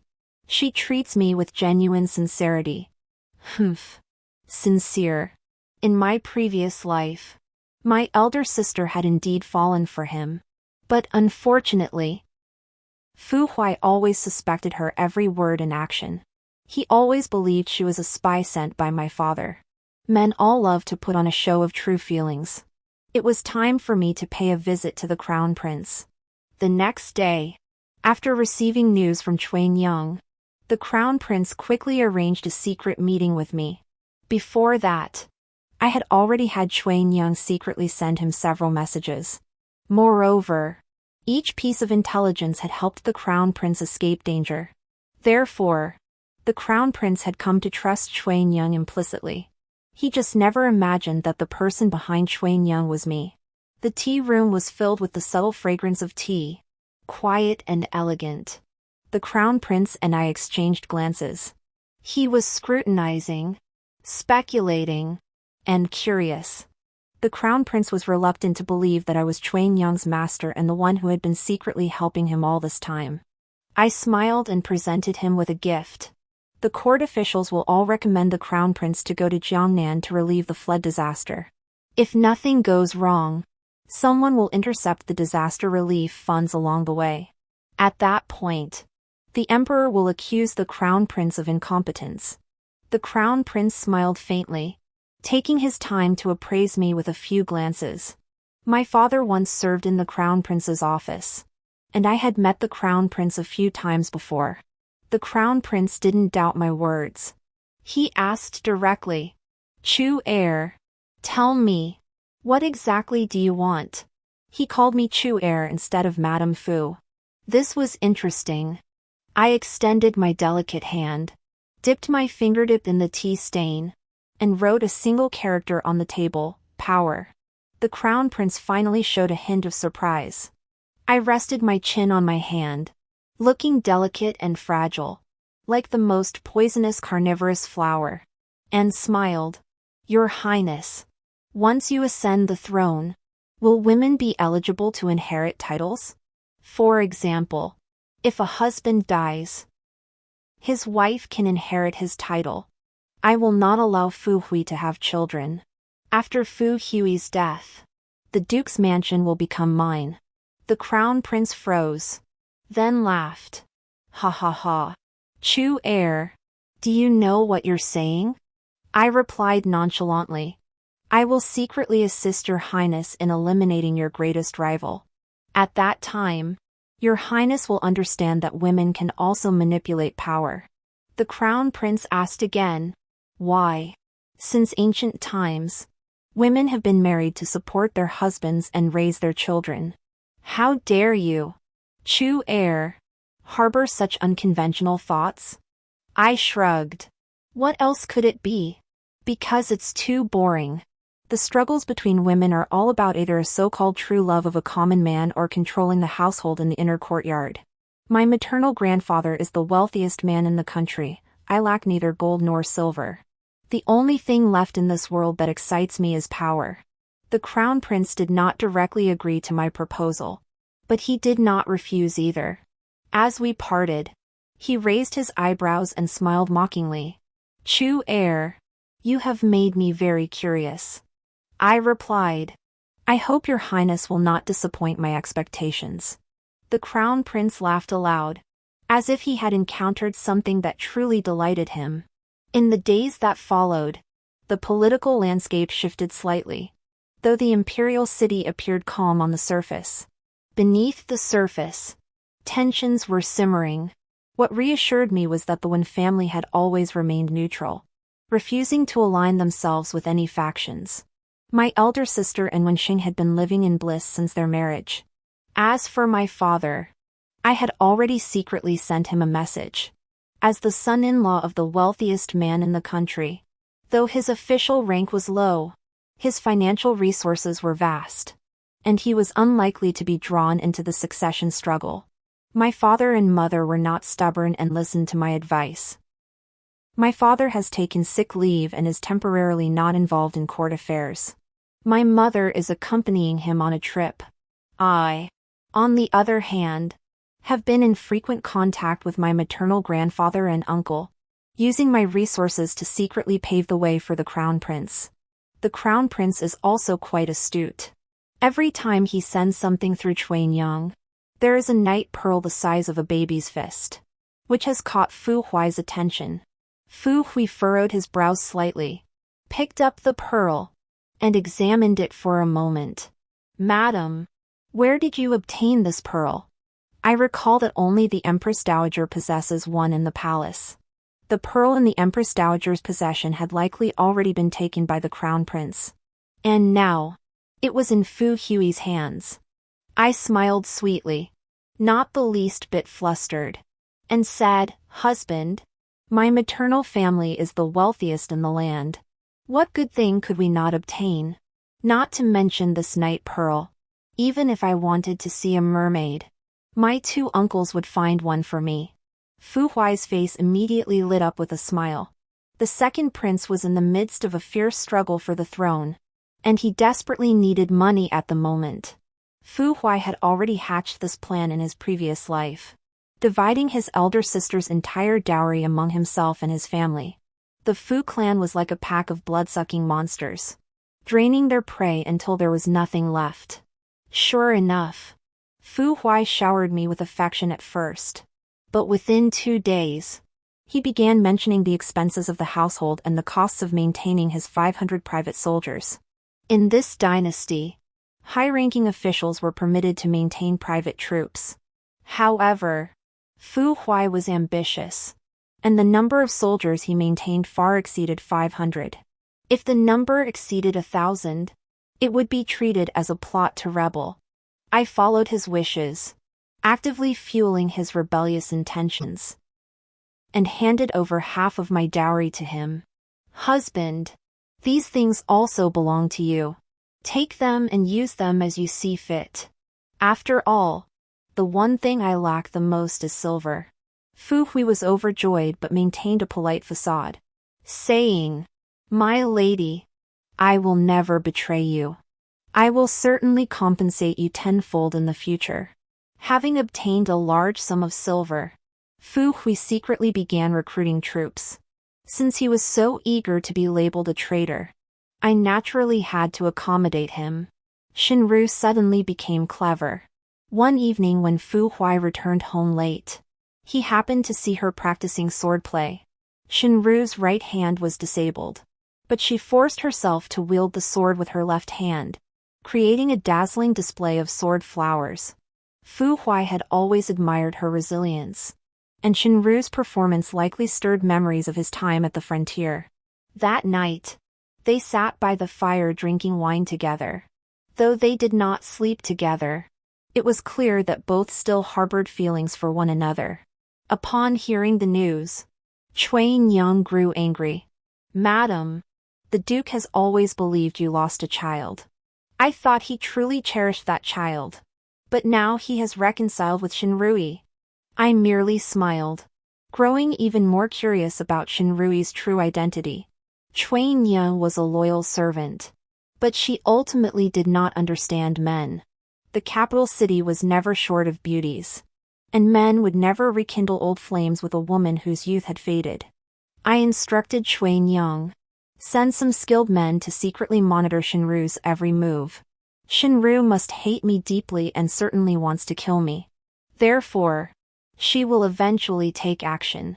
Relying on herself alone is far from enough. The forces behind her will soon emerge." The next day, Shinru came before me to provoke me. She had changed into a pink dress, with a jade bracelet of exquisite water green color on her wrist, and she curled her lips into a contemptuous smile.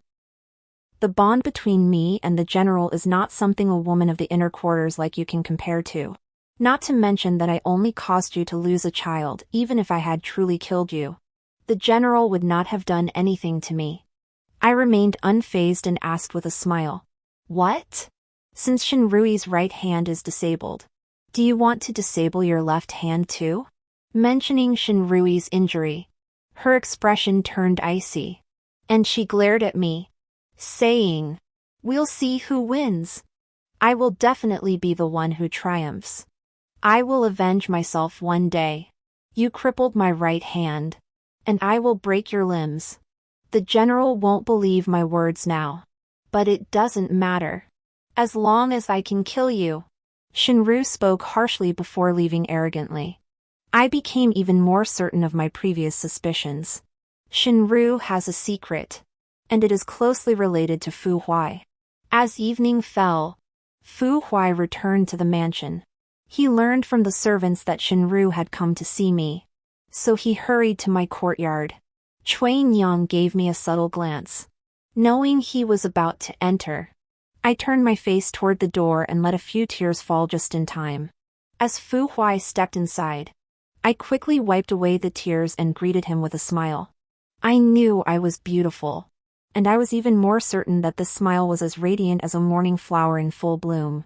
The light flickered, and the beauty was like a painting. Fu Hui paused for a moment. "Madam, did Shinrulai come to see you today? Did she upset you?" Shinrulai must have been complaining endlessly to Fu Hui and must have spoken ill of me. I refused to compete with her openly. I stepped toward Fu Hui, took his arm, and leaned against him like a little bird, smiling gently. "My lord, rest assured, Shinrulai did not cause me any trouble. The inner courtyard is peaceful. You may focus on your duties. Do not let the inner courtyard distract you." At that moment, Fu Hui was filled with mixed emotions. He looked at the charming beauty beside him, who was so wise and well-mannered. Thinking of Shinru's aggressive face, he felt nothing but disgust. Fu Hui embraced me and said he wanted to give me a child. I sneered inwardly. I wouldn't spare a single soul from the Fu family, let alone want his child. I would eventually have my own child, but the father would never be Fu Hui. I had already taken measures to ensure that no matter how hard he tried, my womb would remain barren. Fu Hui has been clingy lately. I accompany him in this charade, just to add some entertainment to my boring days. Fu Hui always talks to me about the past. He would carry me up to the roof, and we would watch the stars together. Fu Huai would tell me all the interesting stories from the border. His eyes would sparkle, and he would look at me with a loving gaze. But I truly couldn't be moved. The same scenes, the same actions, the same stories, all of them had happened between him and Shinru. He really doesn't find it tiresome. I had Shuai Nyang spread the news, so that everyone in the mansion knew that the Duke and his wife were deeply in love. Shinru naturally heard the details as well. The romantic moments she shared with Fu Huai were reenacted by him with me. Shuai Nyang reported, "Madam, Shin Yang smashed the furniture in the house." She was furious. However, even so, the Duke has no intention of favoring her. Fu Huai no longer has any romantic feelings for Shinru, but he still keeps her around. The reason is simple. Shinru still has value. After turning 12, I rarely engaged in direct conflicts with others. I preferred to use others' hands to eliminate my opponents.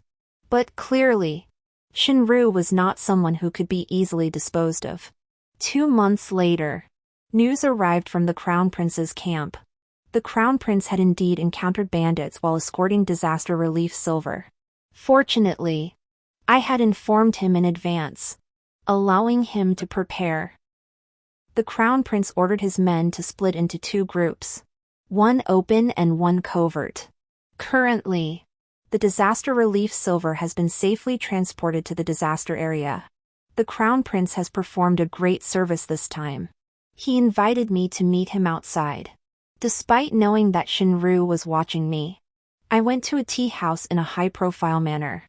The Crown Prince had grown thinner and darker, with a more resolute expression. His attitude toward me was much kinder than before. I then told the Crown Prince a few secrets. The Crown Prince personally poured tea for me and asked tentatively, "Chu heir, do you hate Fu Huai?" It was obvious that I was helping the Crown Prince bring down the Duke's mansion. I smiled lightly.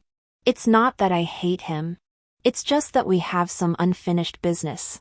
A mere Fu Huai is nothing." The Crown Prince suddenly grabbed my hand. His Adam's apple bobbed, and the inner chamber was filled with a faint fragrance, creating an ambiguous atmosphere. "When I have achieved great things, will you stand by my side and share glory and wealth with me?" I turned my hand around and held the Crown Prince's hand. Stroking the back of his hand, the Crown Prince paused slightly, his face turning slightly red. I withdrew my hand and said, "We'll talk about it then." A man's words are only sincere in the moment. Months or years later, it will be a different story. The Crown Prince wanted to say more, but I gently urged him, "Your Highness, there's a rat following me today. It'll be here soon. You should leave first." The Crown Prince understood and reluctantly left. Soon after, Shinru burst into the private room with Fu Hui. Shinru had already reached her limit with me. She thought she had finally caught me, and she couldn't wait to unleash her anger. Shouting, "You slut! You're meeting your lover in secret. What do you have to say for yourself now?" Fu Huai looked at me with a serious expression, then scanned the private room. "Madam, what is going on here?" Up until that moment, he had believed Shinru's words, otherwise. Why would he have come here in such a rage? Ugh. This dog is truly untamable.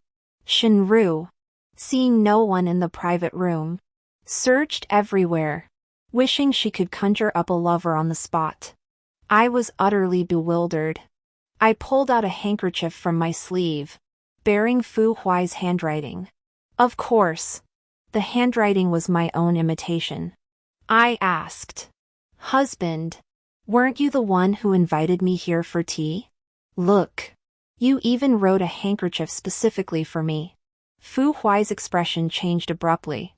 "Madam, this is indeed my handwriting, but it was not written by me. Madam, you've fallen into a trap." I opened my mouth wide, covering it with one hand. No wonder a young man in green insisted on seeing me earlier. Fortunately, I sent him away. Cui Nyang hurriedly testified.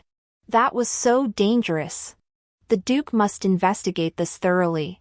Fortunately, the lady kept the handkerchief, otherwise she would have been unable to clear her name even if she jumped into the Yellow River. In my previous life, Shinru used such a clumsy trick to frame my elder sister. This time, I'm returning the favor. Fu Huai prided himself on his intelligence and immediately thought of something. He clenched his fist and slapped Shinru across the face with his other hand. The slap was so hard that Shinru stumbled back a few steps, nearly losing her balance. Fu Huai pointed angrily at her. Shinru, I never thought you would stoop so low. The lady has a pure heart. Unlike your cunning and deceitful ways, you should never have used her reputation to frame her. Fu Hui, a man so arrogant, would never tolerate a woman betraying him. Whoever tarnished his reputation was as good as striking him in the face. After all, I am now his beloved wife. Shinru widened her eyes. General, are you blind? Why are you so foolish now? You've been played by a lowly woman. Someone like Fu Huai would never tolerate anyone questioning him. The more venomous Shinru's words became, the angrier Fu Huai grew, while I grew increasingly delighted. Fu Huai, Shinru, you have disappointed me greatly. I will say this once more, listen carefully. Chu Se is my legally wedded wife. Do not dare to use your lowly tactics to sow discord between us. Shinru spat out a mouthful of blood. You two are husband and wife. What am I then? Haha. That's great. Fu Hui, you'll regret this.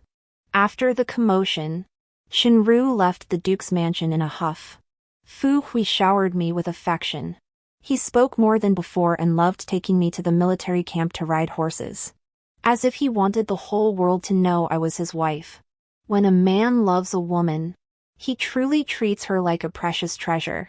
Most women in this world are easily swayed by this fleeting sense of being cherished.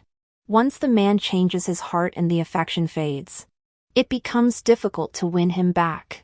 Shortly after Shinru disappeared, the emperor fell ill. The crown prince was summoned out of the capital on an errand. All of this seemed too coincidental. The crown prince had people protecting him, but I insisted on doing him a favor. Therefore, after the spies discovered that the crown prince was in trouble, I personally led a group of people to investigate. Months earlier, I had secretly contacted my maternal grandfather's family and had the Shin family prepare an elite guard unit for me. When I arrived with my men, the crown prince had already been bound and gagged by bandits. The crown prince had been ambushed, and the bandits had been deliberately lured there. Someone was using the bandits to kill the crown prince. If the crown prince were to die, the second prince would become the first in line to inherit the throne. I waved my hand. Kill all the bandits. Leave none alive. I took my crossbow and personally shot several of them. The crown prince looked at me sitting atop my horse, astonished by my archery skills. Chu Air, you truly surprise me. I gave him my signature on just that good expression. In my previous life, I was confined to the inner quarters of the Wen Mansion, where everyone was a pushover. I was utterly bored, so I spent my days practicing archery and horsemanship. In this life, no one knew I was skilled in archery and horsemanship. In my view, one should never reveal all their cards unless absolutely necessary. After dealing with the bandits, I introduced someone to the crown prince. Your Highness, this is the eldest son of my uncle, Xin Jialong. He dislikes commerce but has trained in martial arts since childhood. Your timely rescue today was all thanks to my cousin's swift action. The crown prince is currently in need of capable men, so my recommendation will surely lead to him being heavily relied upon. My maternal clan will also rise in influence. Thus, I will have a powerful backing to rely on. Among the four classes of society, scholars, farmers, artisans, and merchants, having silver alone is far from sufficient. My maternal grandfather and uncle both agreed with my decision. and my cousin himself is eager to achieve great deeds. At that moment, my cousin and I exchanged a glance, then bowed to the crown prince and said, "The Shin family is at the crown prince's disposal." The crown prince laughed heartily, patted my cousin on the shoulder, and said, "Excellent! I will never forget this favor." After entrusting the crown prince to my cousin's protection, I set off for the capital ahead of him. I knew that the capital was about to undergo a major upheaval. Fu Hui also began to come and go early and late. Strangers would occasionally visit the duke's mansion, and each time they would discuss matters with Fu Hui in the study for a long time. A few days later, Fu Hui rushed to see me. He handed me a dagger personally and said, "Madam, the capital is not safe lately. You must not leave the mansion alone. I have already ordered the guards to tighten security. If anything happens, you can use this dagger to protect yourself." How am I supposed to protect myself with this dagger? It's probably meant for me to kill myself. I pretended to be deeply moved on the surface. "Husband, I understand. You should go back to your duties." Fu Hui truly left the duke's mansion with his men. There were indeed over 100 guards stationed outside the mansion gates. The entire duke's mansion was surrounded. The sky had completely darkened outside. Occasionally, the sounds of fighting and shouting could be heard from the distance. At night, occasional flashes of fire could be seen in the sky. But no one knew where the fire was coming from. The old lady was so frightened that she was at a loss. But she gave me a bad idea. "New bride, could you take some people to the Zhou family to check? Your younger sister-in-law hasn't sent any news back for a long time." I dismissed her words with a laugh. "Mother-in-law, with all the fighting outside, a beauty like me would be inconvenient to go out. If you are truly worried about your younger sister, you can take a carriage to the Zhou mansion yourself." The old lady was speechless, her face alternating between pale and red, but she had no way to counter me. A few days later, the imperial city finally fell. Cui Nyang received a message delivered by a messenger pigeon. "Madam, after the palace coup, the soldiers defending the city were gradually transferred to the imperial palace. The city gates are now wide open, and large numbers of bandits are entering the city, looting and killing. But in fact, the bandits are all barbarians in disguise, taking advantage of this opportunity to sneak into the imperial palace and take advantage of the chaos. Additionally, Aunt Shin is actually a barbarian princess. So that explains it. It all makes sense now."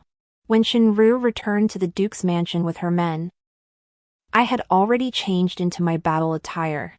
This time, Shinru showed no restraint in her arrogance. She believed she had already won. The people around her addressed her as princess, causing the old lady to tremble in fear. Even the old lady knew that harboring a barbarian princess was a capital offense. "It must be you who seduced my son first. My son could never have known your true identity. Don't dare to slander the duke's mansion." Shinru raised an eyebrow. "Old lady, you're mistaken. I am Fu Hui's savior. Without me, Fu Hui wouldn't have had the chance to return alive, let alone achieve any military glory." Hearing this, I narrowed my eyes and coaxed Shinru, saying, "So, 5 years ago, when Fu Hui was captured, he didn't escape on his own. Instead, he struck a deal with the barbarians. It was Fu Hui who led 10,000 soldiers into an ambush, resulting in their brutal massacre. Fu Hui had already colluded with the enemy and betrayed the country. His so-called military achievements were nothing more than a play staged by the barbarians to help him return to the capital city and continue serving them." I stared at Shinru's expression. There was no sign of denial on her face. That meant I had guessed correctly. The relationship between Fu Hui and Shinru was far from a simple romantic one. The old lady's face had turned ashen. Shinru laughed arrogantly. "Chu say, besides your face, what do you have to compare with me?" I am the true strong woman. Hearing this, I couldn't help but laugh. Oh, is that so?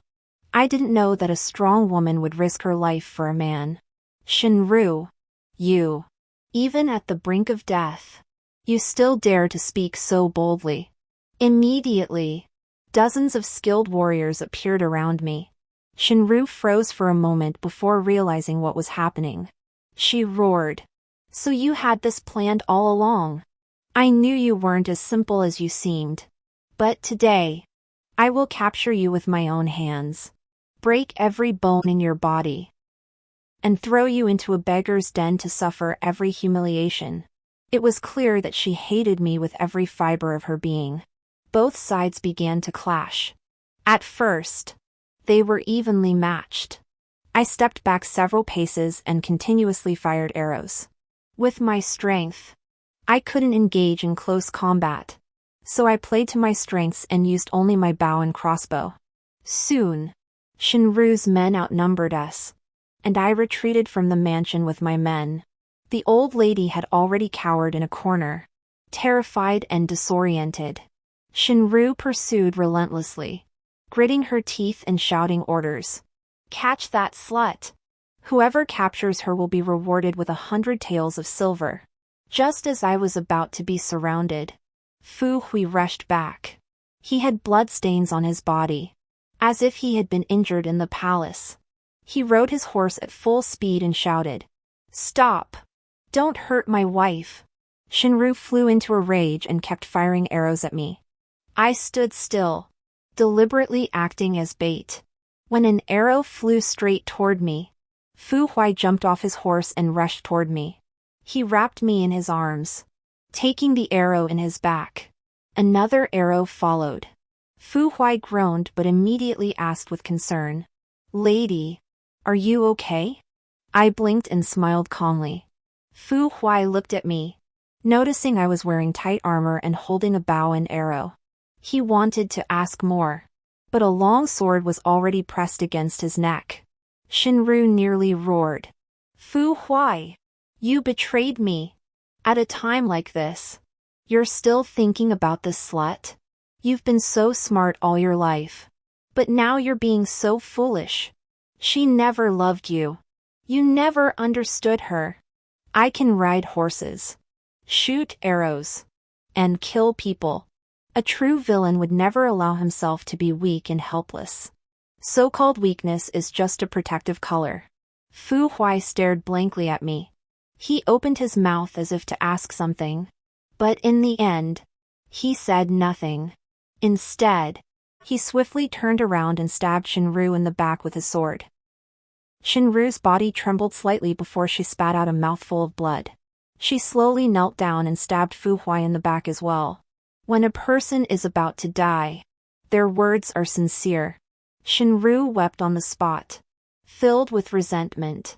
"Fu Hui, you truly should not have betrayed me.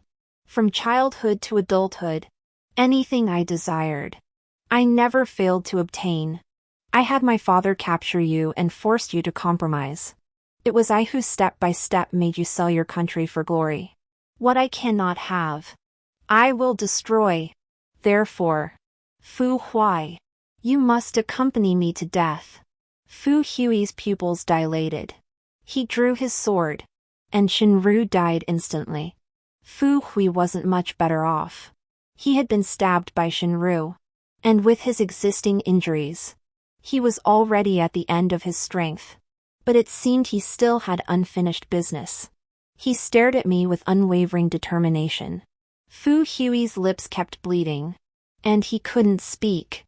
His eyes were fixed on mine, his pupils blood red, and the veins on his forehead were throbbing. I roughly understood what he wanted to ask. Fu Hui spoke incoherently, murmuring, "Madam, have you ever?" I had no kindness in my heart. I wouldn't lie to let Fu Hui die with peace of mind. I shook my head, refusing to spare him even a smile, and coldly replied, "I never loved you." The light in Fu Hui's eyes flickered and vanished in an instant. His pupils remained wide open, but there was no life left in them. He remained kneeling, staring fixedly ahead without blinking. He was dead. When my cousin from the Shin family arrived with his men, Shinru's attendants were either dead or had fled. Upon seeing my cousin, I knew what had happened and asked, "Has the crown prince won?" The cousin nodded, dismounted immediately to check on my condition, and said, "Cousin, the crown prince ordered me to rush here to assist you. This time, thanks to the intelligence you provided, the crown prince has ordered the city gates to be sealed shut. Not a single barbarian will escape." Excellent! The second prince has indeed been defeated again, just like in my previous life. The only difference is that this time it went much smoother, and it happened 2 years earlier than in my previous life. Fu Hui and Shinru's lifespans have been shortened by a few years. My cousin from the Shin family fell silent. He glanced at Fu Hui's corpse and said, "After the second prince's coup failed, Fu Hui could have taken him and fled. But as soon as he heard that the duke's mansion was under attack, he abandoned the second prince and rushed back. So what? Should I be grateful? This disaster was brought about by Fu Hui himself. Of course. I wouldn't argue with my cousin. He's a man, he can only think from a man's perspective. Arguing is the most meaningless thing." I just smiled and said, "Cousin, as long as nothing unexpected happens, the crown prince will soon ascend the throne. You must ensure that the Shin family prospers." My cousin nodded in agreement. Upon Fu Hui's death, the old lady went mad with grief. She first ordered her servants to destroy Shinru's body, then cursed me for being a widow who brings misfortune to her husband. Why wasn't it you who died? Now that my son is gone, what will become of this duke's mansion? Indeed, Fu Hui left no heirs. In my previous life, I never wanted to be anyone's wife. Now that Fu Hui is dead, I am a widow, yet I feel a sense of relief. I delivered the final blow to the old lady. Mother-in-law, Princess De is dead. The second prince's rebellion has failed, and he is now a prisoner. What's worse? Shinru is a barbarian princess. She had already colluded with my husband and persuaded him to become a spy. The old lady's body went limp, and she collapsed to the ground. She was dazed. But even at this moment, she was still thinking of saving herself. She suddenly opened her eyes wide and said, "My daughter-in-law, your father had a connection with the crown prince. Go plead for mercy and ask the emperor to spare us.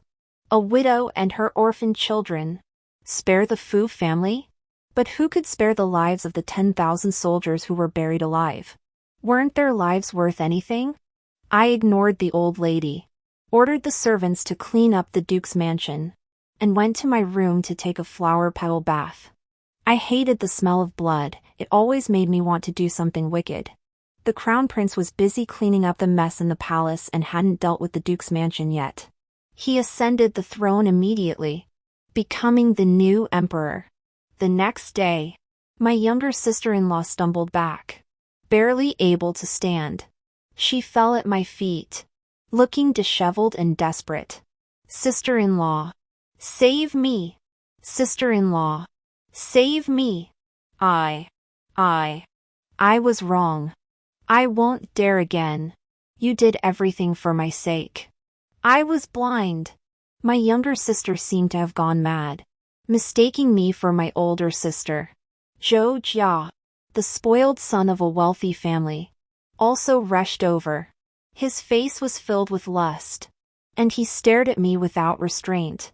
"Oh, your sister-in-law has just lost her husband. She doesn't look too haggard. She's quite charming. Perhaps your brother-in-law should take good care of you from now on." The duke's mansion had already collapsed, and even an ant dared to come and provoke us. But the duke's mansion had fallen. What did that have to do with me?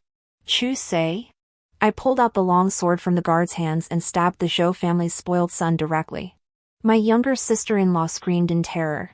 She must have been beaten badly, her unborn child was lost, and she was on the brink of collapse. Only my sister-in-law can save me. My sister-in-law is so kind. My sister-in-law is so kind. My elder sister was indeed her kind sister-in-law in her previous life. But I am not. I hold grudges. I sheathed my sword and coldly snorted. No. I merely despise those who lay hands on women. As for you, since you wish to return to the Fu family, then accept the sins they must bear.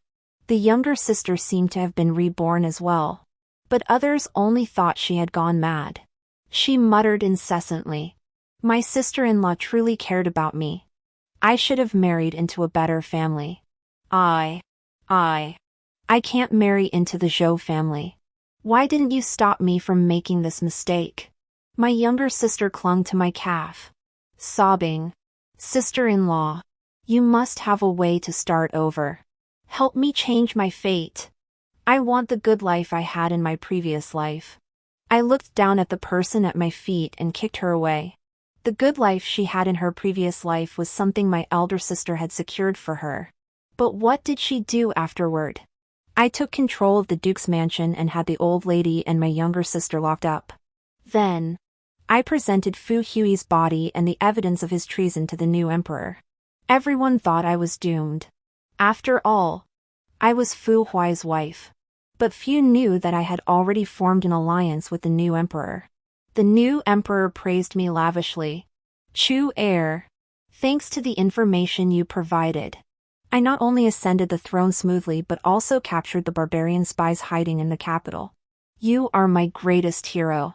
What reward do you desire? As he spoke, his eyes shone brightly, and he added, any request you make, I will grant.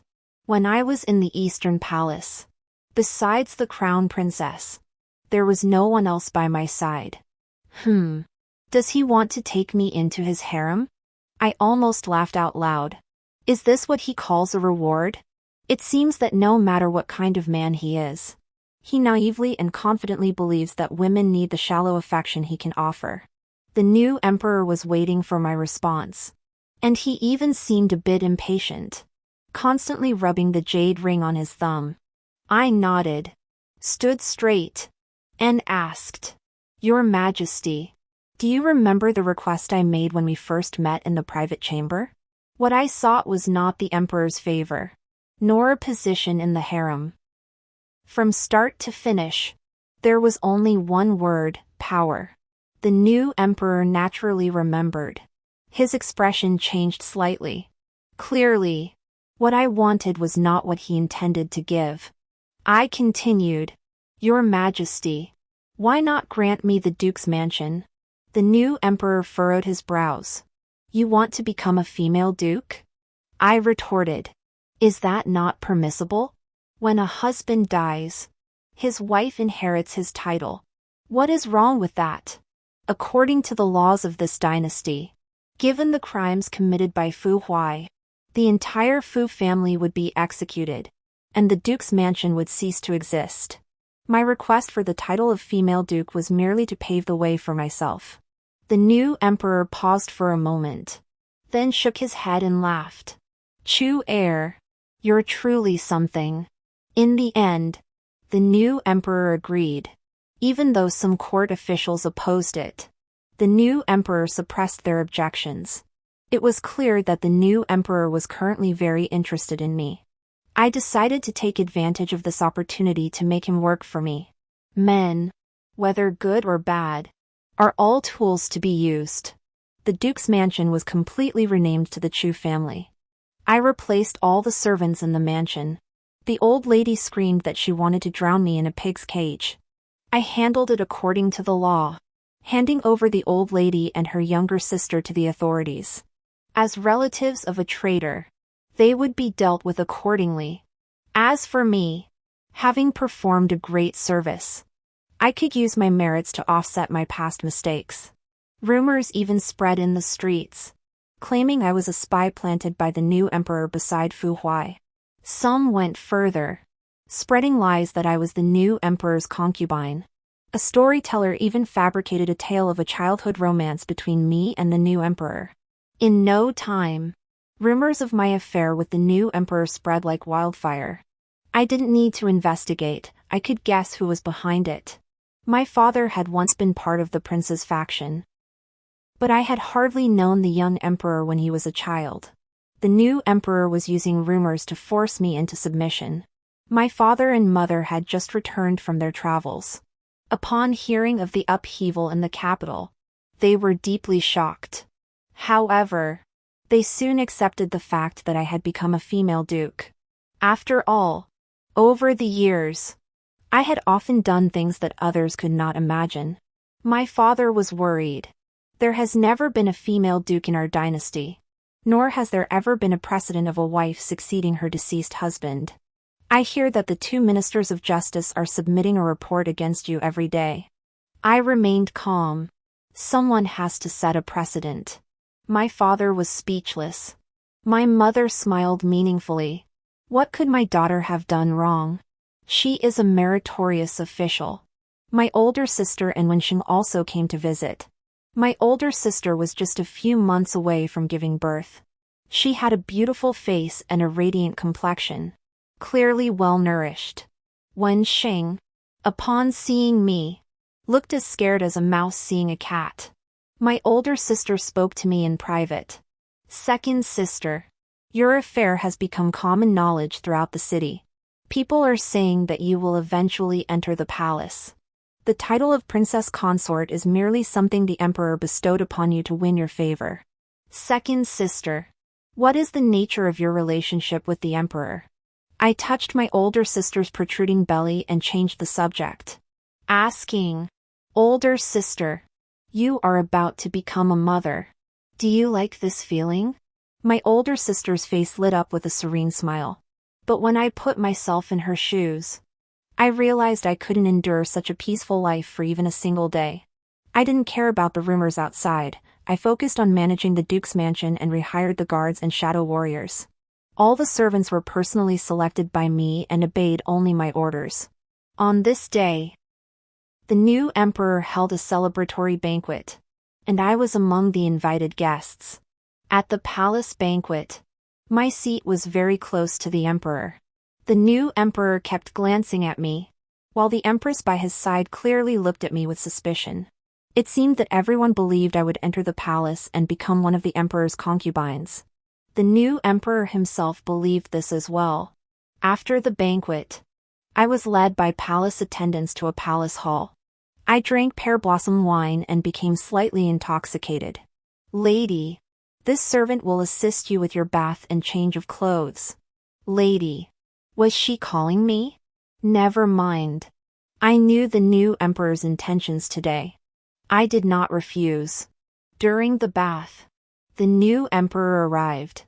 He dismissed all the palace servants and, in front of me, removed his imperial robe. Through the thin veil of steam, I saw the terrifying desire in his eyes. Chu heir, don't refuse me. Will you? If I wanted to refuse, I wouldn't have been brought here by the palace attendants. Soon, water splashed everywhere, and the new emperor was as joyful as a child who had gotten his wish. This commotion continued until nightfall.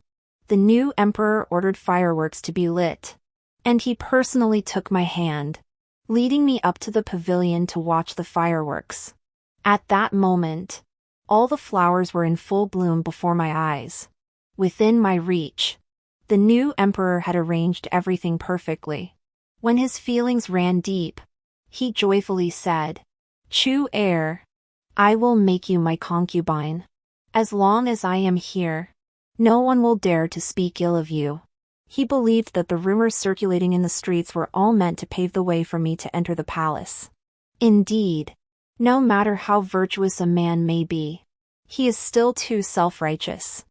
I raised my hand, pressing my fingertips against the new emperor's lips, and winked mischievously.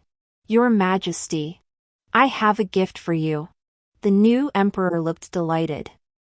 When I presented him with evidence of corruption involving an elderly minister, he was shocked by the details. Even the prostitution expenses of that 3-time veteran minister were thoroughly investigated by me. The resources provided by the Shin family allowed me to gather enough silver and money to establish secret agents across the country. Your Majesty has only recently ascended the throne, and there are many matters to attend to in the court. I am sure you also wish to reign for thousands of years. I propose to establish a supervisory office that will only obey your commands. This office shall be called the Inspection Bureau, with the authority to oversee all officials, free from interference by the 6 ministries, and with the power to act first and report later. The new emperor was still in shock, but I had already taken his hand and, against my conscience, said, "Your Majesty, you promised me power. I do not seek wealth or honor, I only wish to help your Majesty alleviate your concerns." To persuade the new emperor to agree quickly, I leaned closer to him and spoke in a suggestive tone. What I can offer the emperor is far more than mere physical pleasure. However, if the emperor wishes to summon me, I can enter the palace at any time. The new emperor wavered. He looked at me with curiosity. "Chu heir, why are you different from others? Those noble women would kill to become my concubines." I spoke honestly. It's probably because I can't stand such a boring life. I also don't like competing with the women in the harem. I'm afraid I'll end up killing them all. I have no interest in being a dutiful wife or competing for favor. The new emperor. After the investigation bureau was established, I became the object of fear for all the officials. No one dared to accuse me. The female duke, and even the 2 talkative censors kept their mouths shut. After all, there was nothing in this world I couldn't investigate. In less than half a year, I had gathered all the secrets of the court officials, big and small. For instance, who kept concubines, whose concubines had run off with others. The emperor still occasionally summoned me. He was handsome and well-built, and I didn't mind meeting him privately from time to time. One day, after we had just finished a passionate encounter, the emperor suddenly embraced me from behind, preventing me from continuing to dress. He whispered into my ear, his voice still hoarse, "Don't leave the palace tonight, will you? I hear that the 2 censors now go out of their way to avoid you. What leverage do you have over them?" The emperor was also very curious. He always loved to pry into the private affairs of his ministers. I shot him a sidelong glance, pushed his hand away, and began dressing slowly, as if to say, "Once I'm dressed, I'm out of here." I said, "There's nothing much to hide. Just that Inspector Zhang's eldest son is infertile, and his second son is supporting 2 households. Inspector Luo is very kind to his personal attendant." The emperor was eager to hear more. "Tell me. Go on." I had no idea the private lives of court officials were so intriguing. I glanced at the hourglass on the desk and refused. "Your Majesty, I have important matters to attend to today. I'll share more amusing stories with you next time." The emperor was still eager to hear more, but he knew me well and understood that the harem couldn't keep my heart. After sleeping with the emperor, I got up and left. As soon as I got into the carriage, Chuanyang handed me a bowl of soup. "Master, this is fertility soup. Drink it while it's hot." That's right. I need a child. The relationship between the emperor and me is that of ruler and subject, but also that of lovers. But neither of these is reliable. I need a deeper blood bond. Then, even if the emperor changes his heart and wants to bring me down, I will have a trump card to counter him. After all, everyone knows that my relationship with the emperor is unclear, and my child will undoubtedly be of imperial blood. Even if I were to rebel in the future, my son would be legitimate. And